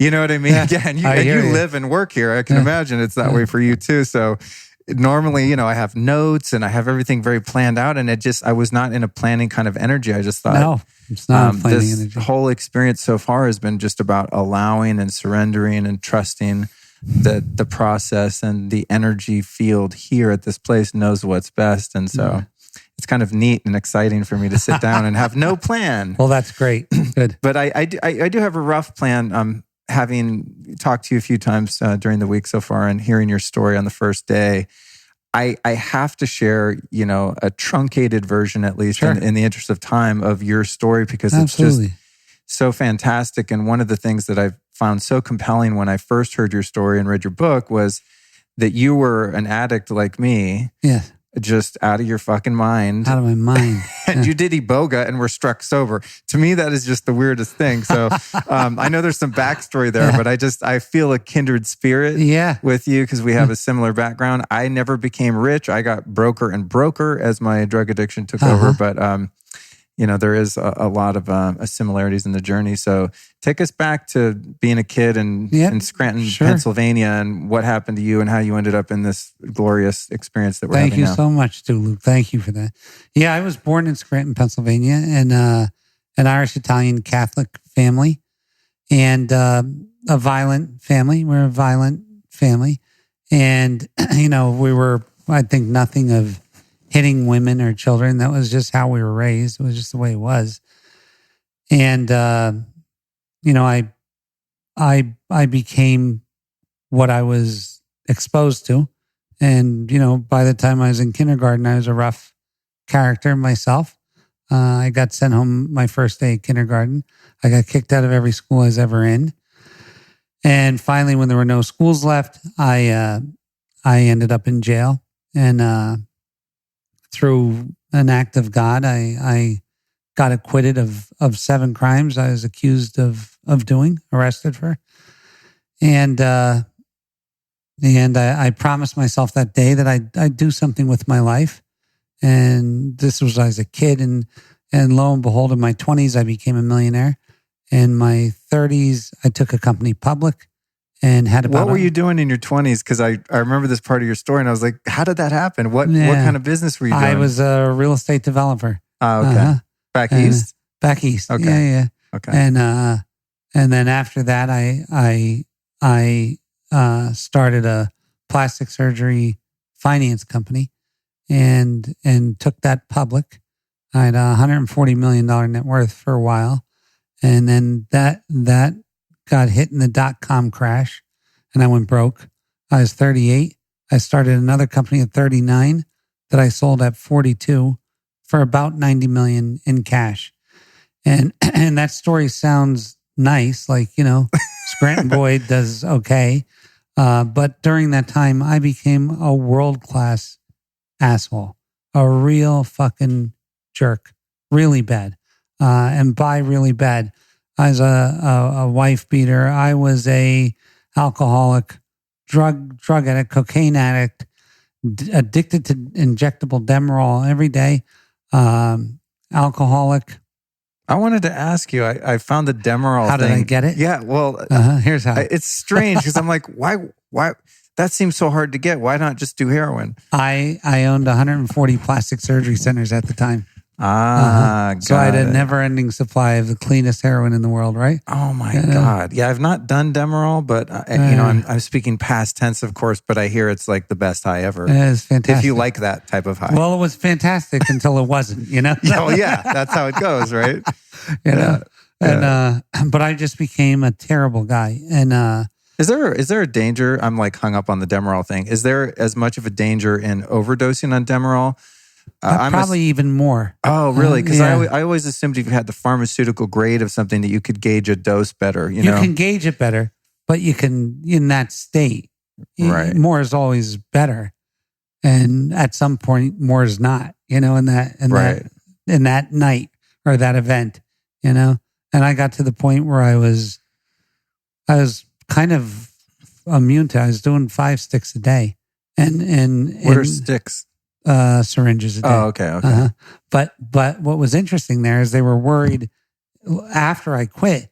There's 2 doctors in Pennsylvania that were worried about something called a Demerol dump, that the stuff gets in your tissues and it can release all at one time and It never happened to me, but it's in the field of what to worry about, But it got so bad, my life got so bad that and I really was a bad guy.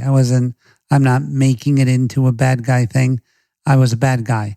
And I was married, and God, I would sleep with 3-4 women a day, like whatever I needed to get through. I would be drunk, sleep with women, running a big business, flying all over my plane, taking women one place and going to another place. And it was a crazy fucking chess game to keep going.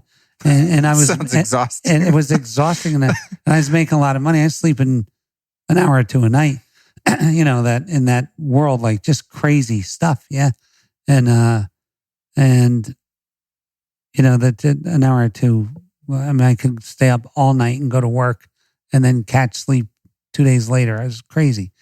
But it got so terrible that my wife of 17 years left me. And she was a wonderful lady. She was a good lady. And she left me, and she took my 2 kids, and my kids meant everything to me. And so through a couple course of events there, I decided to go to rehab. I went to rehab, and I went to, very good rehab. And then after I got out of rehab, I was in counseling full time. I had one therapist for about 6 hours a day, every day during the week. And then on the 2 days off, I had a different therapist for 3 hours a day. And that went on for almost 5 years of that much therapy. And it got to the end, and I said to my primary therapist, who's now my chief medical officer here, Jeff McNary. And Jeff's going to be later on in this podcast series. He's going to be one of my other interviews. Yeah. That'd be super cool. He's a great dude. I said to him, I'm going to kill myself. And he said, don't. He said, do something else. And I took a vacation to the Philippines that went really bad. And I like the part of the story. Tell us the part of the story at the airport. I got in a fight with my girlfriend over Nathan's hot dog, and I ripped up her ticket, and I hopped on the plane alone. No shit. And I went to the Philippines at a couples resort. I felt terrible about myself. I was drunk, and this other lady saw that I was there, who was a shaman from Brooklyn, and she was doing a no-speak retreat in Cebu just by chance. And she stopped in on me for a couple days, and she said, Jerry, she said, I know a guy just like you, and he went to this place in Costa Rica, and he took this medicine, and she may or may not have known the name of the medicine, and it changed his life. He was there for a week. He came back, and his life was changed. And I was so upset with my own life. I had already tried to kill myself 2 times. So how? Pills. So they're half-hearted pill attempts, but they were real attempts. They were not fake attempts. It's just that I can consume a lot of stuff and make it through for some reason. Your tolerance saved your life. Isn't it great that you can sit and laugh guys I guess can laugh at situations like that were once so tragic. Tragic. All this is tragic. Yeah. Yeah. And so she told me about this place, and I said, if I don't go there, I'm going to kill myself. As a matter of fact, the truth of it is, I said I'm going to kill myself, but I'm going to go there first. That's really the deal that I made myself. I said, I'm going to kill myself, but I'm going to go there first. And I almost went there to prove it couldn't work. And she showed me the place on a laptop, and I didn't even pay any attention to it. I was just, I looked at the pictures, but I was just doing what she said because I was out of options, right? So I flew from Manila all the way to LA, and I switched luggage, and then I flew from LA to Liberia, Costa Rica, and this place was in a place called Buena Vista, and this guy picked me up, and he was from another planet, dude. He was like he's a tall black African dude who was just full of personality and a strange dude, and he was just everything he would do, everything he'd tell me to do, I would do. Like I was afraid of him, I was afraid of him. And we went to this ceremony. So you thought he was your driver? I thought he was my taxi driver. And he ended up being your shaman. My shaman.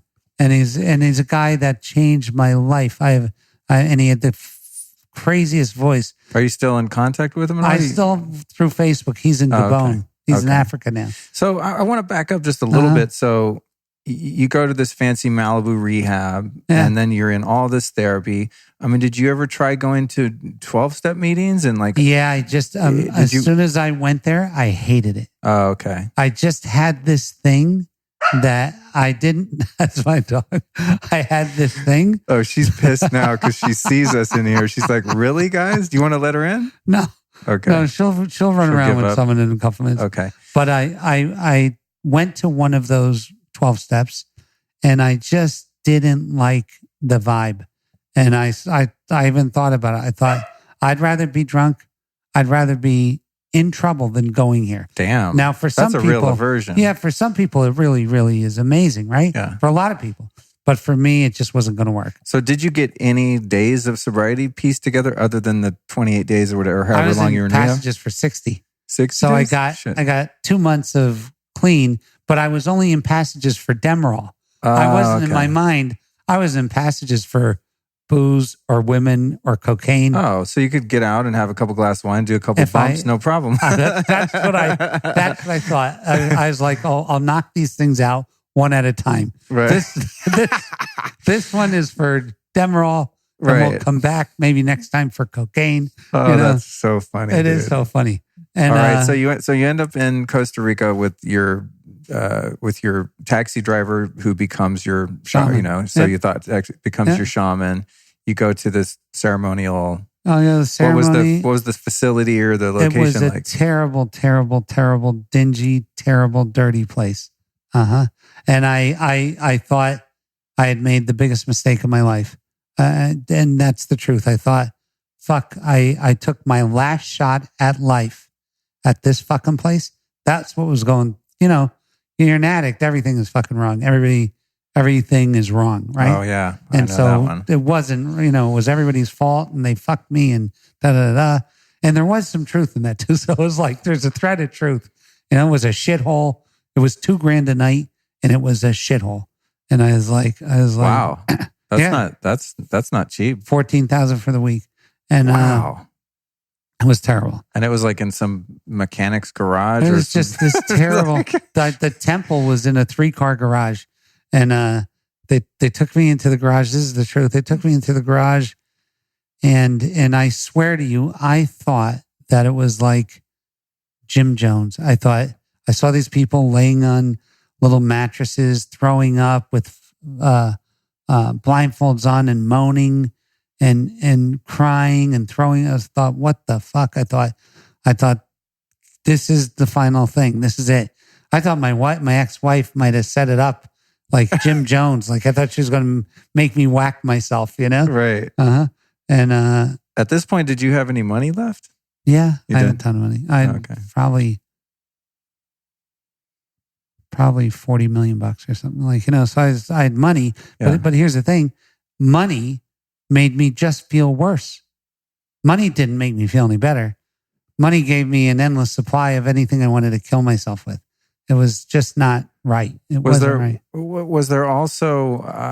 I've heard this from people who have amassed large sums of money, and it was very painful to them because they had been indoctrinated into a belief system that that's the Holy Grail, and then you fucking get there, and you're like, I have how much in the bank, and I still want to kill myself. Did that compound the pain? Here's my favorite saying now. I think everybody should get rich, so they know that's not where they should be looking. Everybody should get rich once. And you know what? Most people that are sound of mind will say, I saw that and I don't need that. Because it's not the answer. It's not even close to an answer. It's an accelerant. It's sort of like gasoline on a fire, It's an accelerant.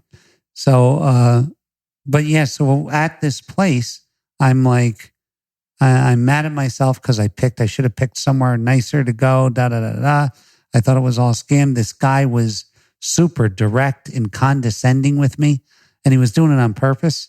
I didn't know at the time why, but I clearly get now why. But he was like, take this medicine and go fucking lay down. And when you see something, raise your hand. And I felt emasculated in front of other people and shit. And and my ego was the size of 4 Mack trucks. I mean, I was who I was, even though I was losing everything. I was a dick. I was a real dick. I was a dick.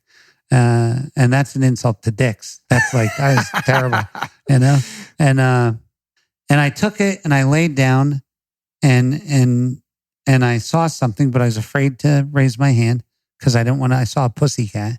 And I don't want to say I saw a pussycat. Not very macho. And it's not too macho, and I needed macho at the time. Yeah, you weren't like, I see a dragon. Yeah. And then I saw a lion, and I threw up my hand, and I said, oh, I see I'm a tiger. I said, I got a tiger. And then he came over and through a series of steps guided me to the moon.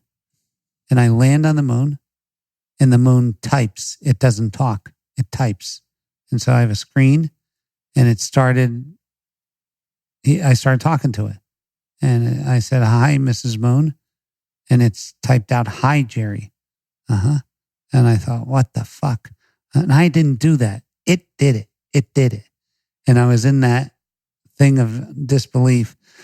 And my first question to the moon was, why am I such an asshole?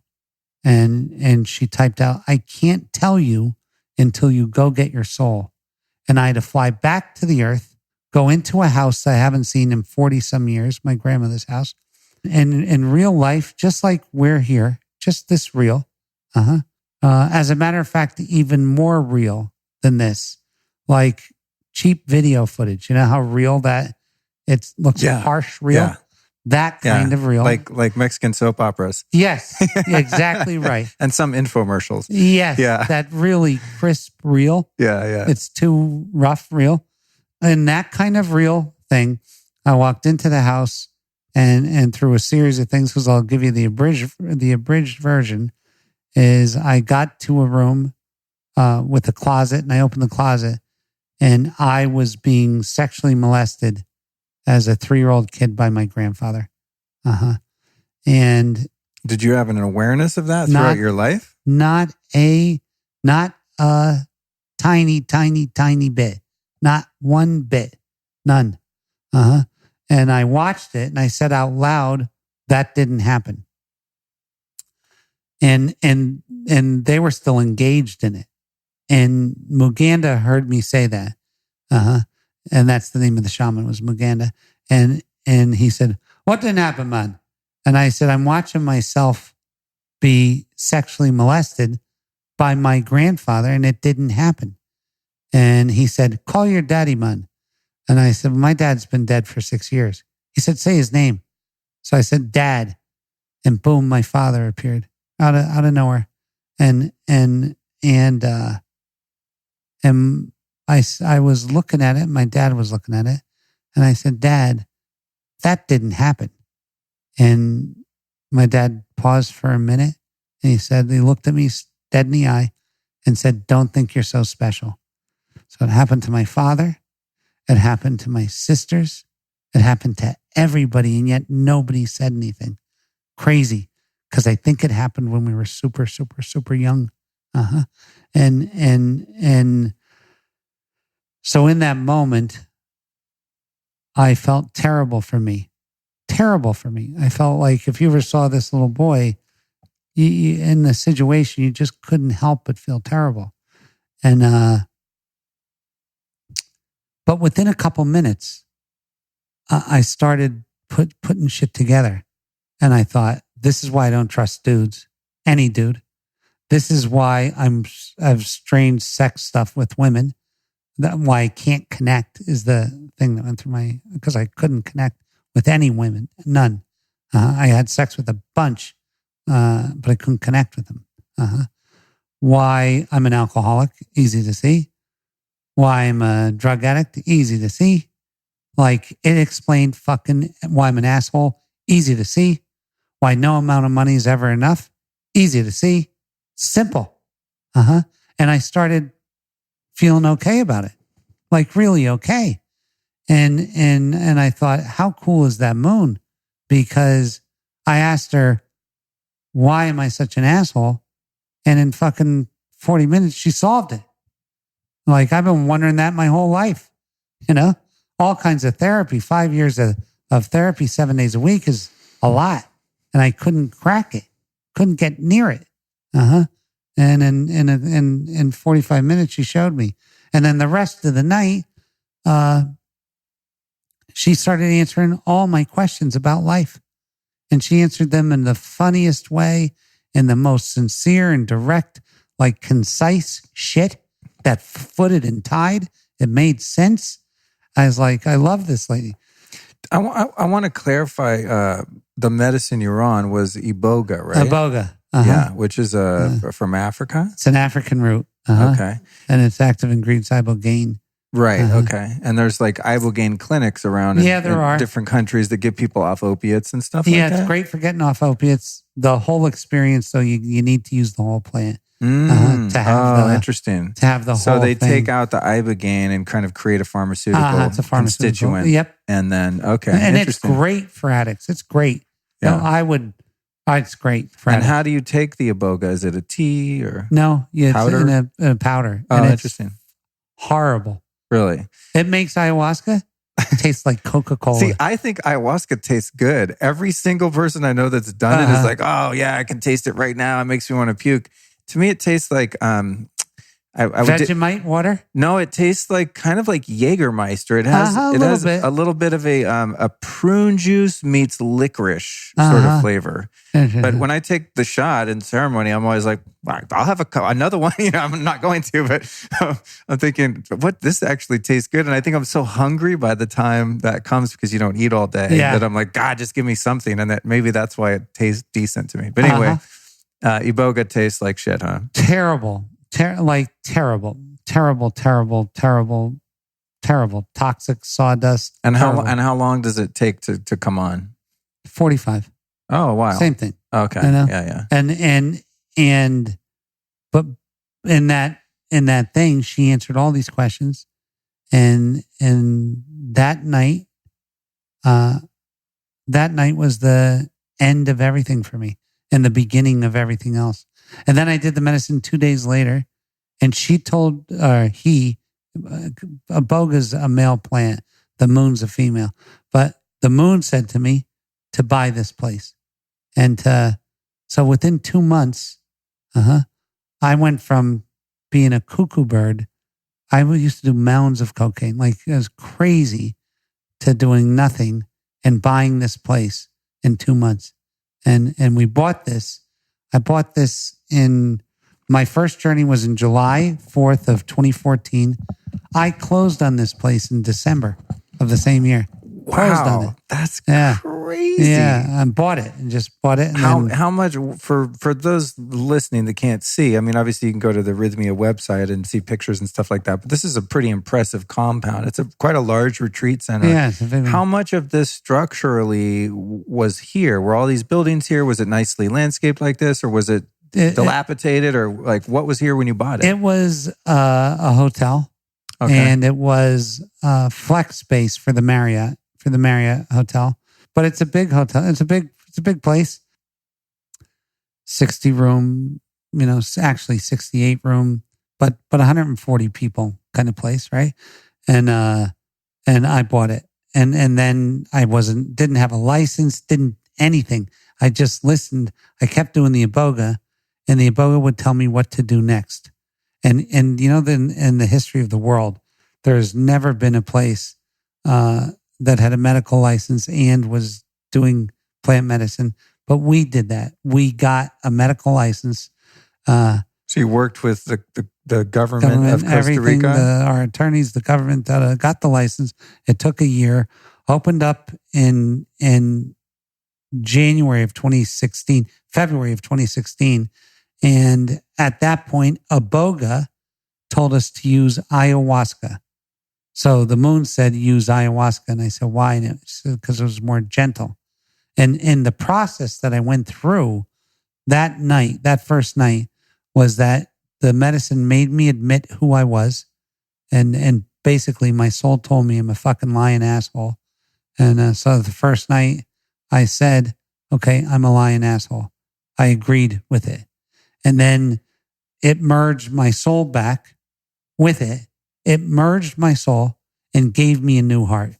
And it said we're building this place so that other people could come, see who they become, merge back with their soul, and get their heart healed.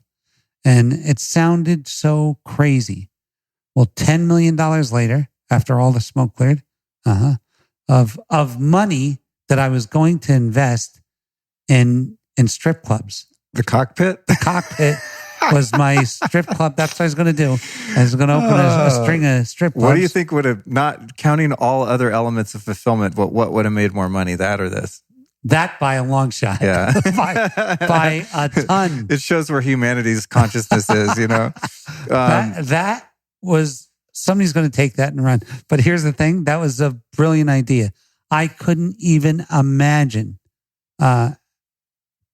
being associated with anything like that. I couldn't even own a bar. I couldn't own, in other words, if I owned stock in a company that I found out owned a bar, I'd sell the stock. I just can't do it. I can't exploit. I can't do it. You know, when I saw the shit that I saw about myself that night, I can't do it. Nothing against people who are doing it. I can't do it. I can't do it.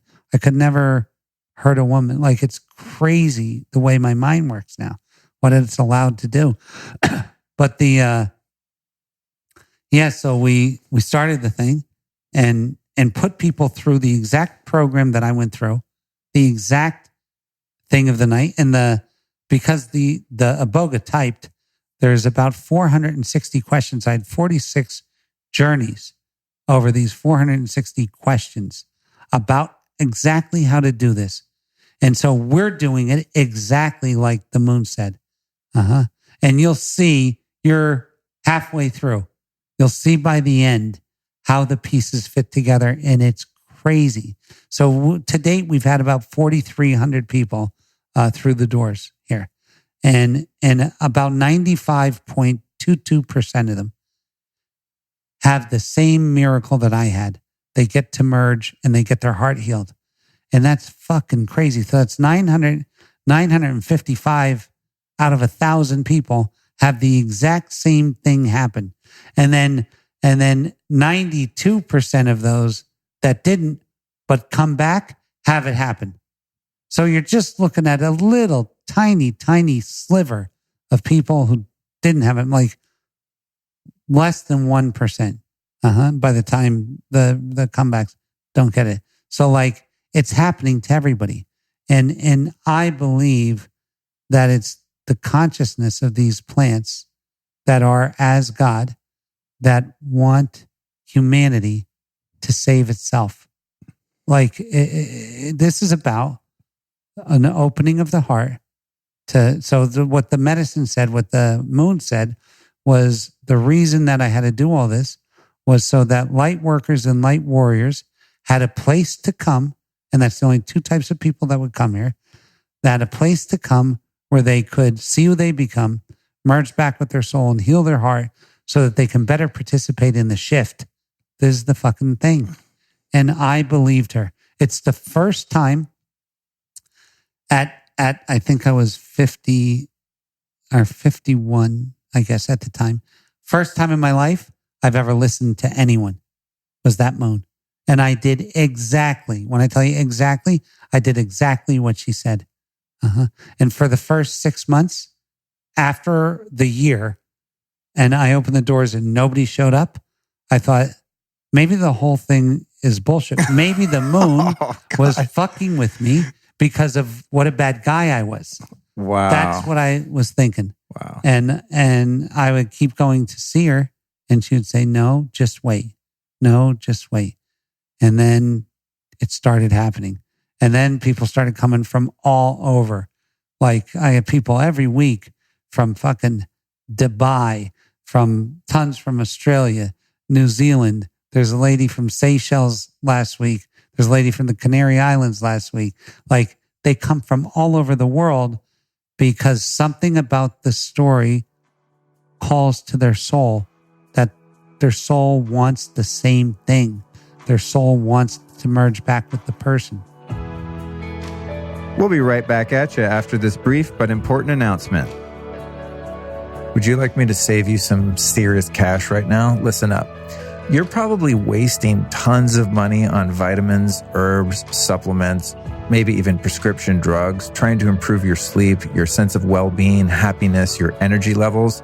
And I'm here to tell you, all you really need to do is probably just get solid REM and deep sleep. Not enough hours per se, but enough of the right types of sleep. And I can also tell you, based on my research and interviews with over 200 experts on this here podcast over the past few years, that if you are not blocking blue light from your life at night, you are not producing enough melatonin to give you the type of sleep that you really need. Enter the company and one of my favorite sponsors, Blue Blocks. That's BLUBLOX, blueblocks.com. Make some not only attractive and pretty cool looking glasses of the prescription, non-prescription, and even reading glass nature, but you can also get 15% off on their website by entering the code Lifestylist. So their glasses look cool, but they really work to cut out the blue and green spectrum of light that trashes your melatonin, hormones, and neurotransmitters. So if you want to be healthy, listen, stop ordering a couple of those supplements and just work on your lighting. This is really, really important. And I'm very enthusiastic about this because after changing all the lighting in my house to old style incandescent bulbs and wearing protective glasses like this at night when I go out or watch TV or work on a computer, whatever the case may be, my health has improved dramatically, and so has my energy and my mood. It's serious stuff, and it's very affordable and much cheaper than some of the other interventions that you're probably trying right now, or some of the medical interventions that are likely to be necessary later on. So go to blueblocks.com, enter the code Lifestylist to save 15%. If you're into health, you know there's tons of companies that are slanging vitamins and supplements that supposedly give you energy to do things like, well, record a podcast or work out. Well, there's one company called Four Sigmatic that you've probably heard me talk about, and I'm going to talk about again right now, that make one of the most badass energy-producing products on the market, and it is made from cordyceps mushrooms. Yeah, weird. Now, it's made from mushrooms, but it doesn't taste like mushrooms. It gives you physical energy and endurance, scientifically proven to do so. Cordyceps are adaptogens, but they're not like stimulants. In other words, they help you maintain energy levels without getting you super hyped, like a coffee product, for example. Now, you can mix them with your coffee if you want to go full bore, like I do a lot of the time. But Four Sigmatic products are dope because they come in these little easy to use packets. They're also great for travel. I always have them like in my little medicine kit that I travel with. I pop them out in the morning at hotels and just, add water and shake them up, or at home, use them in all my different elixirs and things like that.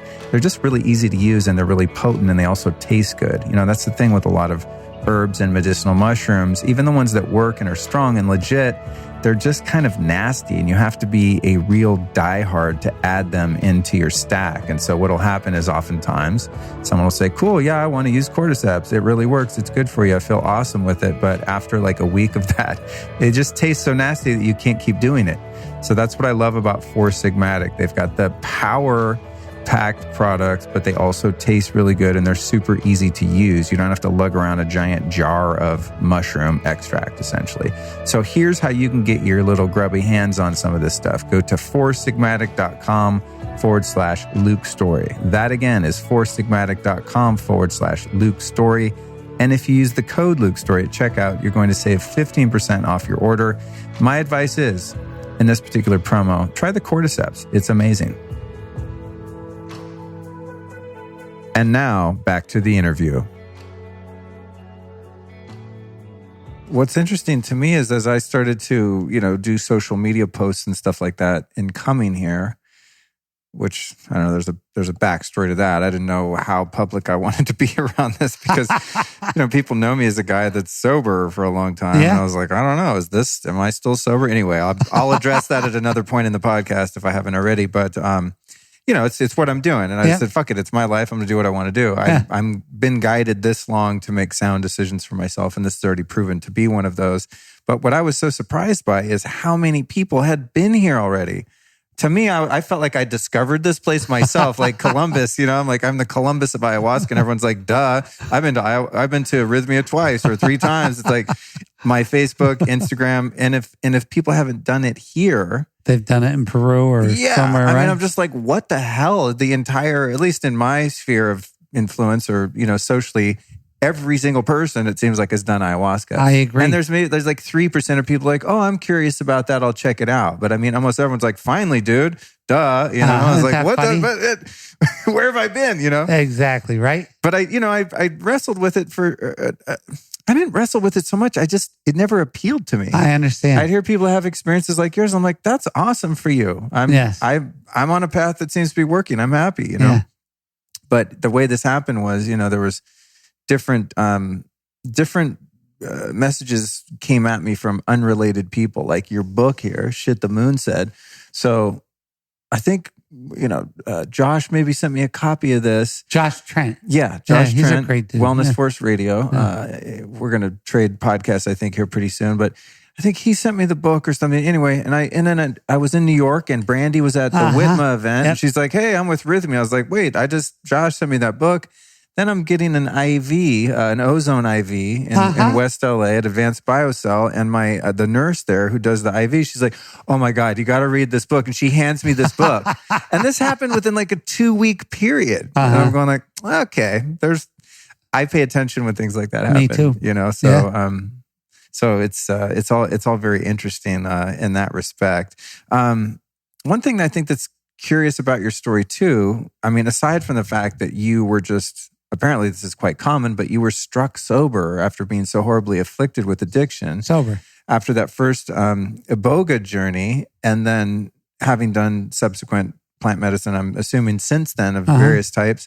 I heard you mention the other day, and I think Brandee told me this too in her interview. She's like, oh yeah, every once in a while Jerry go out to dinner and he'll have like, half a glass of wine or whatever. Absolutely. And it's no big deal. And you said you quit smoking, and every once in a while you have 3 or 4 cigarettes a month, and you don't start doing 2 packs a day again. Nope. That to me, I think is the weirdest thing I've heard in this whole experience. Can I tell you what's even weirder? What? That sometimes I'll be out and I will want to, and I'll be drinking it and it won't go in my mouth. So like the thing is, you know how you used to love to do that? Oh God. But one sip of anything and I'm pounding that like I'm dying of thirst in the Sahara. You see, it took the love. I don't dislike it. I don't like it. I'll pair it with food sometimes. Right. But it has nothing. In the cigarettes, here's the thing. So I would smoke at ceremony, because ayahuasca likes tobacco. But I was smoking 2 packs a day. And I went to smoking none. And I mean 2 packs a day. When I was a kid, I started smoking at 12 or 13. In my 20s, I was a 2-pack a day smoker, all the way to my 50s, right? And stopped. And the thing is, other than these few cigarettes, and then just maybe a month and a half ago, I said, I don't want to do that anymore. And just stopped. So the thing is, like, there's just nothing has me.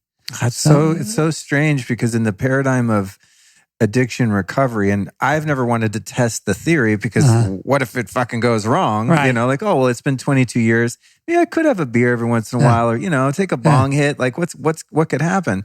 But the reason that I haven't is I don't feel the pain inside that I used to feel that needs to be anesthetized. Right. So it's not like I just don't need it. But say I'm out, to dinner with a girlfriend. She's having a glass of red wine. I'll smell it. And I'll be like, God, it smells good. Maybe it would be nice to have a couple sips of it or something, The reason I don't do it though is because within my own personal experience and hundreds, if not thousands, of alcoholics and drug addicts that I've worked with and met, is that there's this physical allergy where when you put it in, there's a trigger in your body and it sets in motion this obsession where you just can't fucking stop. Or if you can't stop in that moment, you can't control whether you're going to do it the next day. And then it becomes twice a week, 3 times a week, 3 times a day, et cetera. And then you're back in that loop, So while I don't have a desire to do it, I find it just fascinating that there's been some rewiring if you're in your brain or in your physiology from the medicine or whatever part of your being, that if you're a bona fide alcoholic, it's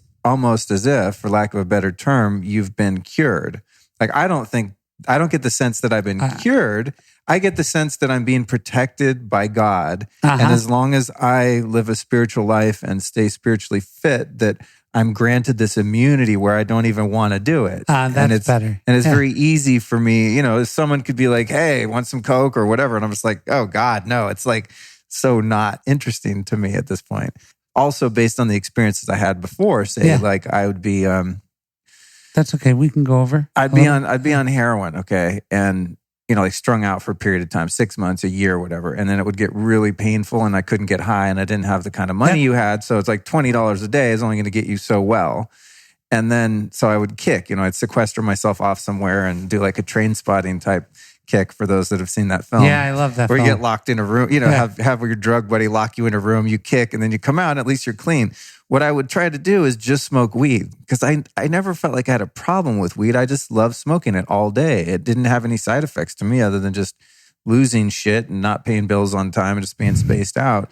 But the minute I would smoke weed, and not the minute, but that day or night, if I smoke weed, then I would crave alcohol. Yep. And then I'd like, I'm gonna have a couple beers tonight. I'm gonna keep it under control. I tell this fucking years, man. 15 years of this shit. Yeah. I have, drink one beer and I was like, I'm just gonna have one more. And then there I am, 20 beers later going, oh my God, I'm bored and tired. I'm just gonna get a little blow. Just get like a quarter gram. I know the what deal. harm could come? I do a couple bumps. I'm like, this is fucking boring. I'm gonna go down to the corner and get some crack, because I want to feel it. I don't feel coke. It's too weak, especially off the street in LA. There's probably not even coke in the coke in the 90s when I was getting it. And I'd smoke crack, and then I get so freaked out that I would go do heroin. And so, and this is a cycle that went on for years. And it was like switching seats in the Titanic, it's like, if it's not one thing bringing me down, it's another. So I just find it so trippy that whatever happened within you, that you have a glass of wine and it doesn't trigger that cascade of horrible events afterwards. Click into that a little bit. So I was on one drug or another every day for 30 years, whether it was Demerol. And then with the Demerol, I would sleep with Valium. So I'd do Demerol, and then to go to sleep after the whole thing, I'd do Valiums or Xanax, whatever was there. And I had a never-ending supply because I was in the medical business. I get anything. So crazy. It was terrible. Yeah. And so my whole life was that. Ever since that day, I smoked weed. Ever since that day, I just thought about it. I vaped a hit of weed once. That's 4 years ago. I took an Aleve, and it made me feel fucked up. I can't take any medical. Oh, so wow. I do no drugs whatsoever. The wine, and here's the thing. I used to eat meat 3 times a day. I was just eat meat. The medicine, now I probably eat meat once. Well, now I'm not eating any, but for the longest time, once or twice a week, I might have a little bit of meat, not red meat, but chicken or something like that. So the body just doesn't want that stuff. So actually, when I go and have a wine, most of the time what I'm thinking is, I got to go to sleep now. As soon as I have a half a glass of wine, I feel like I want to go to sleep. So it ends whatever I'm doing. Right. So it's crazy. It's crazy because something in me, and lots of people who do ayahuasca and iboga feel the same thing. It rewired them. The cigarette doesn't taste the same. The wine doesn't taste the same. Nothing. I hope I don't lose my addiction / love for coffee. How much coffee are you drinking? Well, a cup a day. That's not bad. Yeah. No, I don't drink it all day, but it's some people drink 10 cups. I don't even know if I'd consider it a vice, but it's weird. Actually, I don't think it is, because I quit coffee a week before I came here under the dieta that you do to cleanse. And then here there's coffee, strangely enough. Great coffee. Well, on premises. And I'm like, wait, I thought we weren't supposed to drink coffee. One day I had like a quarter cup and I was like, I don't want to throw up tonight. I'm not going to fuck with the coffee. It's so weird. Maybe I'm not addicted because I was able to just leave it alone, but I really enjoy it. Seems like you aren't. Yeah, I really actually just enjoy the ritual of grinding the beans and, making my whole little formula and stuff. But I think that's the only thing that I feel habituated to and generally doesn't have negative consequences. No, I don't think so. When you talked about the rewiring, and I know we've only got a couple minutes here. But go over if you want to. So, could this conversation get very long? But I think we can probably tie a bow on it pretty soon. But you mentioned the rewiring, and I'll probably share some of this and other portions of this kind of field reporting style podcast that I'm doing. But I've had the strangest sensation in the 2 nights of doing medicine, and that was, and I mentioned it to you earlier, is that it's as if this sort of energy of the plant, of nature, God, ETs. I don't know what it is. I don't really care what it is. I just know that it feels good and it feels right. Is like scanning my body at various times. And it's almost like this sci-fi geometric, it's not, I was going to say colors, but it's like it's geometry, but there's a lot of right angles, It's like very mechanical, but all of the lines that are making up this sort of machinery that I see are made of light, I guess you could say. Yeah. And then there's this, because I'm totally losing my body, because I'm so surrendered into the process and just trusting the medicine, that the body just like becomes a piece of floppy meat. Like Jello meat, like Play-Doh, and I'm just like, blah, just sunken into the mattress, and just allowing my consciousness to interface with this intelligence, which is coming to me in this almost robotic ET sort of type of energy. And there's been numerous times in the past 2 nights ceremony where it's making sounds and visions of scanning my body and working on different parts of me. There was one point at which, speaking of the heart healing, that this big sort of telescoping kind of machinery came out of this ship entity type thing, and it's like extending and doing all this shit, coming down and then attached to my heart. And then was like, doing all this crazy shit and like readjusting my heart. That was the only heart one. But I've had multiple times where I just keep surrendering. I just go, I trust you. I trust you. Like, do what you got to do. I just let go.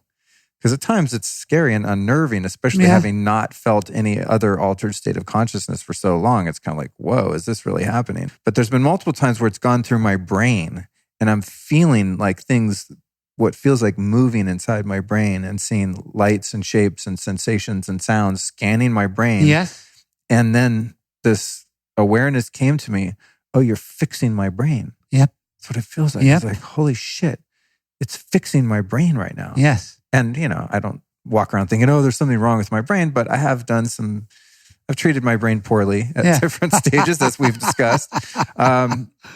But yeah, that's so interesting, that sort of the repairing mechanism and the healing mechanism that has come to me, not in the form of seeing the loving Mother Ayahuasca's face or leopards or trees. There's like no nature, with the exception of last night. I had some that incorporated elements of the earth, water, stone, dirt, trees, plants, all that. But really, most of it has been that kind of mechanistic ET spaceship visitation. Here's the craziest thing. That, we keep data on everything that happens. Every single client that comes through, every single guest, by the time 6 months have gone by, I think we have 14 different data points from them. And 73.82% of all people have what you had, which is called celestial or sacred surgery by an alien. So that's extremely, extremely common. And it's crazy when it's happening, because people who are listening are thinking, yeah, fucking right. But it happens.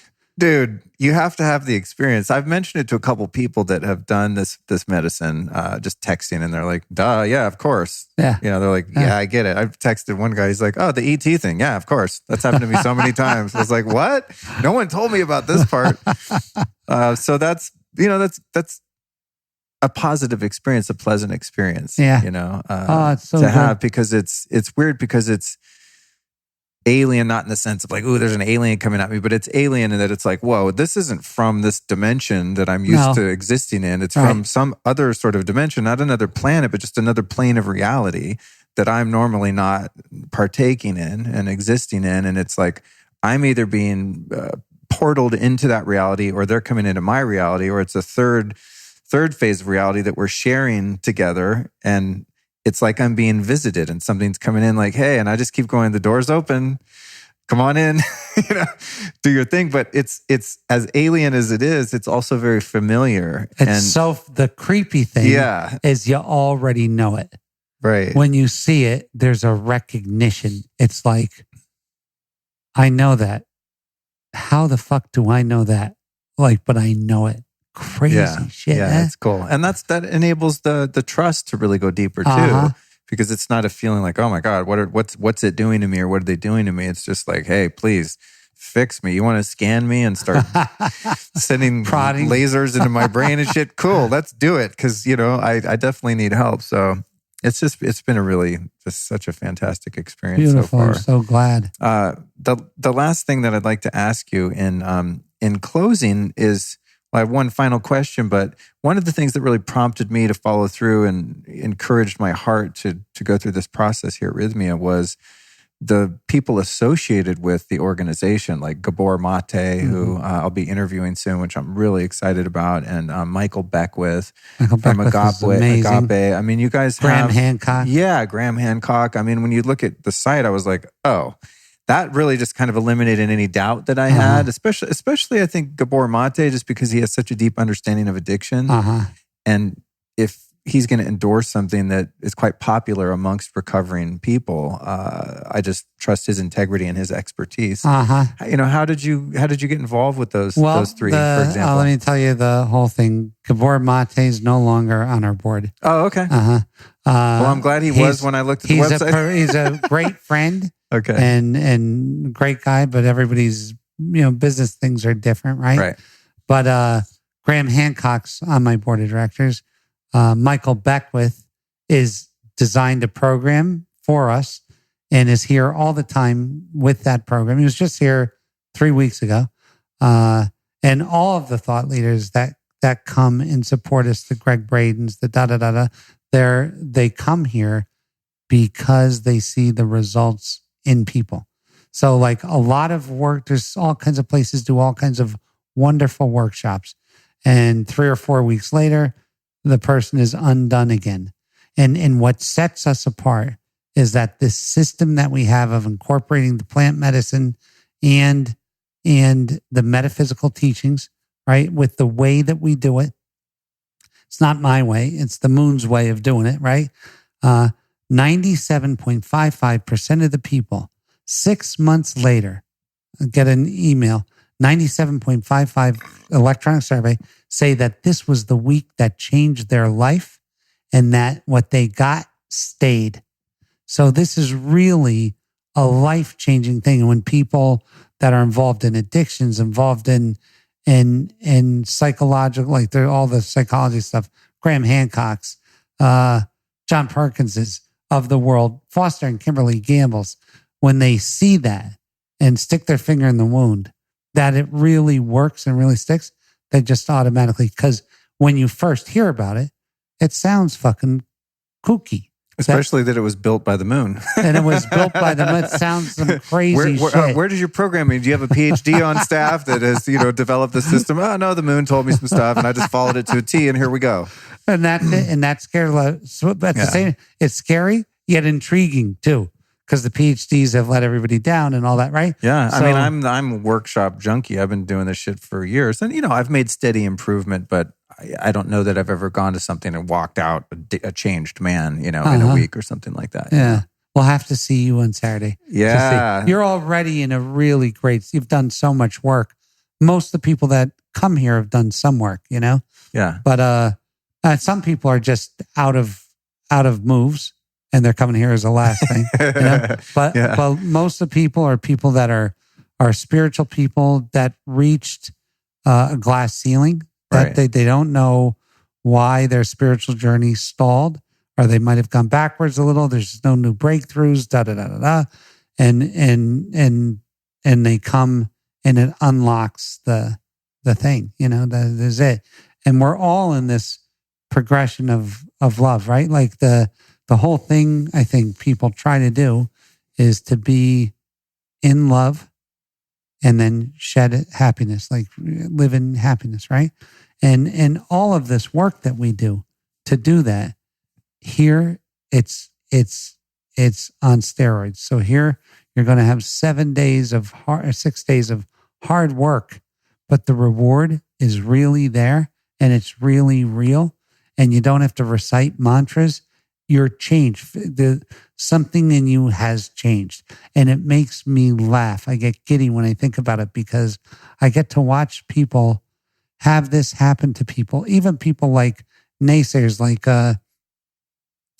even Dr. Mercola. Dr. Mercola is a great guy, great doctor, great guy, but he's hard to excite.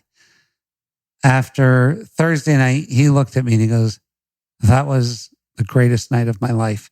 You know what I mean? Like to hear that from people that have seen a ton of shit. He's not a kid. He's been around. He's been around. And to see like the people that have Graham Hancock, put his name on this, to have Michael Beckwith. And the craziest thing about Michael Beckwith is that when I first did this and this thing happened to me, Michael only knew me as a cuckoo bird. He knew me. I was a guy I'd show up at Agape all the time. I knew him, but I was there. I was at Agape every Sunday at a different woman. It was like crazy shit, And you're the whore of Agape. I was the whore of Agape, and he thought this guy's nuts. And then after I did the medicine, the moon said to call him and tell him what happened. So Beckwith is a straight arrow, right? Yeah. And I call him up and I say, "Hey, I did this medicine. I spoke to the fucking moon, and the moon said for me to buy this place, and other people are going to do the psychedelic medicine here, and I want you to be a part of it." And he's like, "Okay." And he said, "Okay." Wow. And I was like, that's so interesting. Because the moon told me to do it. And that's one of my first things where I started thinking, she's right about everything. Right. You know what I mean? Like, right. Because he wasn't like, that. "Wait, what?" He was Oprah's spiritual advisor. Yeah. I'm like, he wouldn't say, this is that huge church and da-da-da. Like, right. It was a big risk for him. And he was right in it. And when he saw me and he saw the change in me, he knew that I was onto something. Wow. Wow. Yeah. Epic, dude. Crazy shit. All right. Well, I got my final question for you. Uh-huh. I mean, I'll have more this week, but they won't be recorded, sadly. But this one is my closing question. So you've taught me so much this week, and in this conversation, you've taught our listeners a lot about life and this whole experience. Who have been 3 teachers or teachings that have influenced you, your work, your life, that you might be able to send our listeners to go check out for themselves? I love Beckwith. Like he saved my life. Reverend Kathleen McNamara saved my life. So the Science of Mind teachings really line up with how the medicine works. It's interesting because they tend to line up more than a lot of organized religions. The science of mind, the thought process of one God, like just the oneness of everything. You get to see it. It's so beautiful, right? To see. And so from a spiritual standpoint, I love that. Michael Beckwith's books, the Science of Mind books, they did a ton. The greatest teacher I've ever had was the moon. And that's the truth, because I was a dead man. I was a walking dead man. And that moon changed my life more than any one thing. Just that the moon and what the moon stuff that the moon said. So there's one more question then, and I actually wanted to ask you this earlier. So when you talk about having these initial iboga experiences and the moon talking to you, and continuing on through 40 something of those ceremonies, and getting all these downloads that you wrote down and all the questions. I mean, are you talking literally about the physical moon that we see in the sky, or is it a figurative or symbolic? Here's the question. Was I there? I really believe I was there. People look at me like that. They look at me like that. My eyes just got really wide. I was like, I wasn't shaking my head no, or, judgment. No, I was just like, what? But I really believe that I was there. And then who is that? That's the same person, the same energy that's in that tree or that's in you. It's all the same thing. It's just a concentrated piece of it. And I really believe that. And I was flying. I felt like flying, like my shirt was moving and shit, like flying. So and yet I was laying in front of 40 people who were watching me. But do I believe that? Yeah, I believe you can be 50 things at one time. I believe this thing called God, that it's so beyond our comprehension. You get on the medicine, you see a glimpse of 3 things going on. So me being sexually molested at 3 and me watching it at 51 were happening at the same time. Like, it's crazy. Right. It's crazy. It's too much for words, but there's so much more to this fucking story than me and you sitting here and looking at this. There's so much more going on. And the thing is, you think if you have a realization that all this is going on would make you feel scared. It's the most calming thing in the world to know that there's so much more going on that you don't know about, that you really do know about, that's just happening, and you're playing dumb with yourself through this thing. It's just so fucking cool. What the fuck is cooler than that? You know, that I'm just like, it's just so cool. It is. The greatest shit. Yeah, it is. Yeah, there was, I noticed that with, you know, as I sit here now, I'm in one location and say there's like a background noise. They happen individually. So I hear your voice. Now I hear my voice. I heard the bird singing outside. What's interesting on the medicine is the auditory experience, how you're everywhere at once. Yep. And you hear all the sounds all at once equally, and they don't have a location. At least if your eyes are closed. No, I know. And how about you? It's so trippy. You hear the guy 75 feet away from you swallow his saliva. Like, how the fuck is that? It's really weird. It's really weird. You know, it's crazy. Yeah, there's more to it. Because every once in a while I'll cheat, and I'm like, whether I hear someone banging a drum, or there's a rattle, or there's one guy in our particular group that talks a lot during the ceremonies, and he'll just pop up and just say some weird shit and then lay back down. And I was at first ceremony, I was seated right next to him, and for a second, I was like, that's kind of annoying. And then I was like, oh, no, man, it's fucking beautiful. And I surrendered into it. And it was funny every time he did that. I was like, oh, he's amazing. I love this guy. Last night, I was like, oh, where's that guy? I wonder if it's going to be distracting. And he was way across the room. And then as I'm laying there, every time he said something, and he wasn't speaking loudly, every time he said something, I heard it perfectly. Exactly. Yeah, last night in the middle of it, he pops up and he goes, and it looks like it's a real boy. And then he just laid back down. And I was like, I wish I knew the rest of that. You know, the context of his experience there. That was his statement. I love that. Yeah. And I was like, whoa, okay. How cool. Maybe I'll ask him if I see him tonight, boy. You know. Well, who is the boy? So anyway, man, thank you so much for doing what you do and creating this amazing experience and having me here to interview about this. No, we're so happy to have you. And you've done so much work. And I can't wait to hear about the end on Saturday. Like what you're really the wrap up of this for you. Because you've done a ton of work. You know, you've done a ton of work, and it shows in how quickly one gives up. That's, if you know, a lot of people they've done the mental work, but they're still hanging on. And then some people that have just done so much work, they're like, you know what? It's just like the act of surrendering to death, right? There's nothing to fear, to just go into it. And you can tell you did a lot of work. And that's going to pay off so much with the medicine, because the medicine, it's so funny. Not that the medicine will treat you mean if you don't, it's not that. It's she wants to be trusted. So the love affair, some people have just a love affair with the medicine. And it's because it responds to trust with love.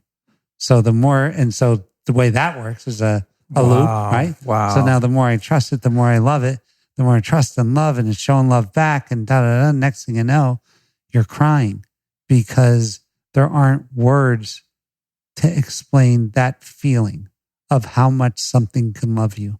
And what is that thing? I don't know, but it loves you. Crazy, huh? Awesome. To change your life. Yeah. Thank you, Jerry. I appreciate it. Thank you so much, Luke. Thanks, brother.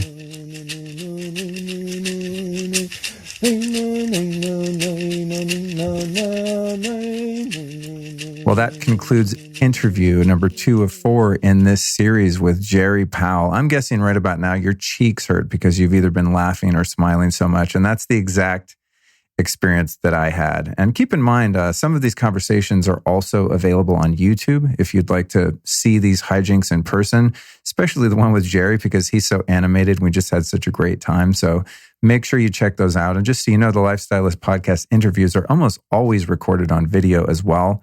If you're a member of the private Facebook group, the Lifestylist Podcast, you can watch the behind the scenes recordings of most of these shows too. Just an FYI.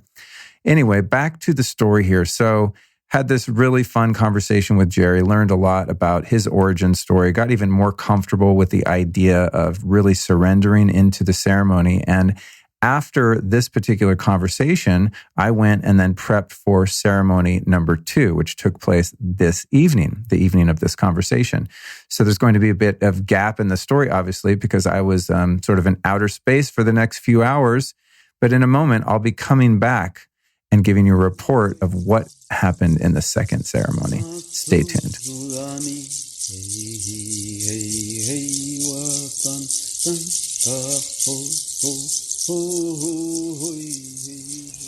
Well, here we are. We meet again. It's now day 3. Last night was the second ceremony. And I wanted to do a little check-in before I went in, but I just found myself wanting to focus on the experience and not rob myself of any grounding that needed to take place beforehand.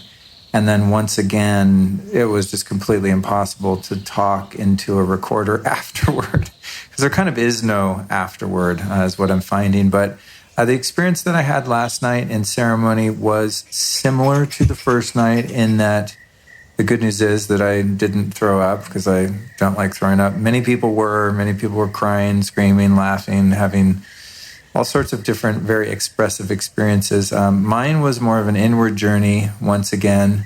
The first serving of medicine just kind of put me in a little bit of a restful, sleepy, meditative state for about an hour and a half. And then when I went up for the second serving, I jumped up and I was first in line because I didn't want to be up all night having it last forever. So I thought, which is a little cosmic joke that you'll soon learn, took place. But at any rate, started having a visual experience, and that experience of expanding into pure consciousness and losing contact with my body, losing all thought, losing all feeling.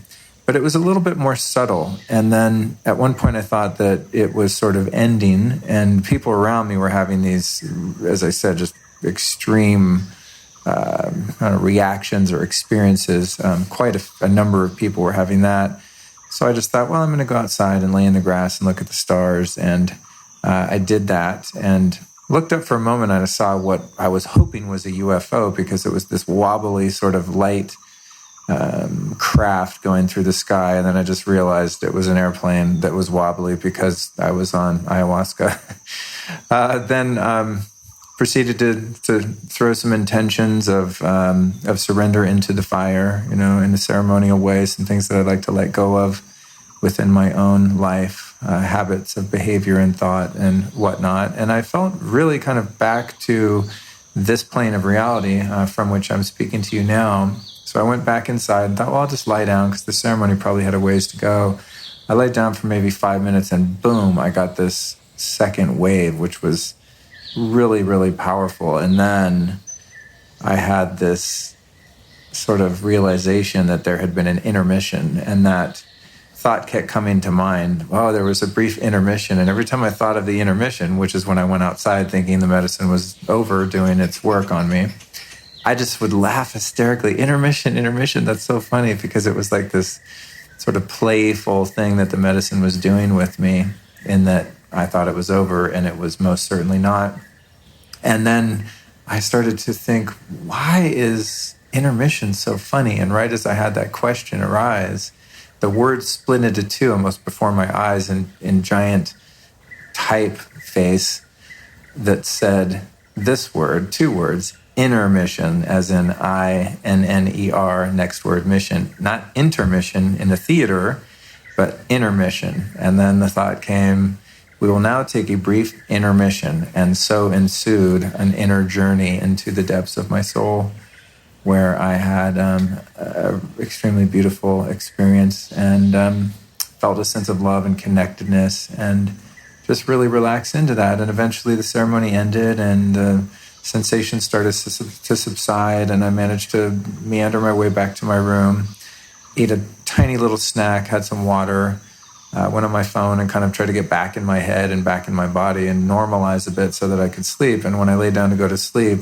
within 5 minutes, I was in full-on meltdown zone again in the most positive sense. And at that point, I was kind of over it. I had thought it was over, and so there was a bit of resistance inside, like, oh, seriously? Can we not do this right now? I want to go to sleep. It's 2:30, and I got to be up at 9 to do interviews and stuff today. So I was able to surrender that resistance, and then I had an interesting experience. I think there was a little more shadow work revealed to me in that sort of third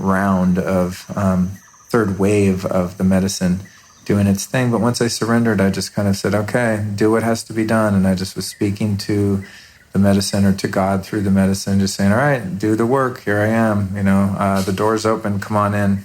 Kind of having that sort of relationship to it. And then eventually I fell into a deep, deep sleep and woke up today. And I'm now preparing in 30 minutes to go have my other, I guess it will be, the third ceremony, which begins at 5:30. And it's a little after 5 now. Having just completed my interview with Jerry.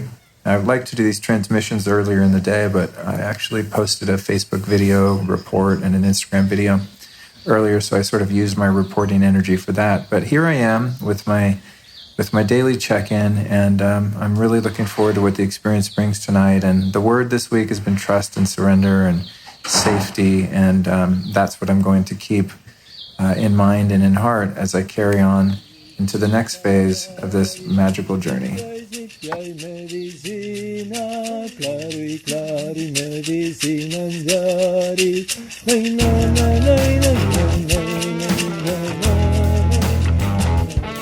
At this point, we're going to wrap up part 1 of the Welcome to the Jungle series. And I just want to thank our guests, Jerry and Brandee.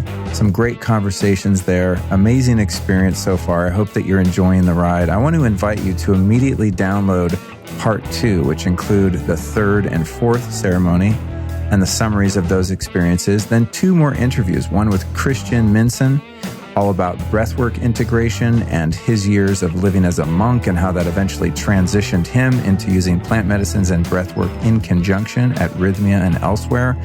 And then a really fantastic conversation with Dr. Jeff McNary, who's the medical director at Rythmia. And he's a licensed psychiatrist, and he's been working in recovery for a really long time, I think 25 years or so. And that conversation really delves into the science of this and how the plant medicines can be used for mental health issues, alcoholism, addictions, just personality disorders, and all this kind of stuff. So both of those conversations are going to take place in part 2. So I want to encourage you to join us.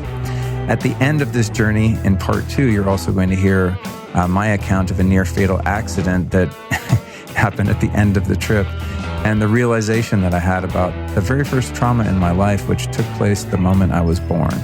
So part 2 is really going to dive deeper into this whole experience, and you can get that right now. Just keep scrolling in your feed, and it's going to pop right up. I'd also like to thank our sponsors. Of course, we've got Blue Blocks. I was wearing my blue blocking glasses in Costa Rica. You better believe it. I'm the only guy in the whole ceremony room once the sun went down wearing my glasses. And finally, I had to explain it to people because they were like high on ayahuasca, looking at me like I was an alien. And no one, I don't think, really understood even at that point why it was important to my experience, but it was. You can get your own blue blocking glasses at blueblocks.com. That's BLUBLOX. Use the code LIFESTYLIST and save 15% off those puppies. This will change your life, I'm telling you. If you start blocking blue light just at night, let's talk about your computer, your devices, all that whack light later. But for now, after it gets dark, put on these glasses. Your life will change. You will thank me later. Then we've got our friends over at Beekeepers Naturals. I keep this stuff in my nightstand. They're propolis, which is a really great natural antibiotic, every single night and every single morning. I shoot that stuff on my tonsils. It tastes delicious. It protects me, boosts your immune system. It's amazing. Go to beekeepersnaturals.com, enter the code LIFESTYLIST, and save 15% off the most chronic bee products in the world. And I'm not even exaggerating, 1%. Then last and surely not least, our friends at Four Sigmatic. You can go to foursigmatic.com/The Lifestylist.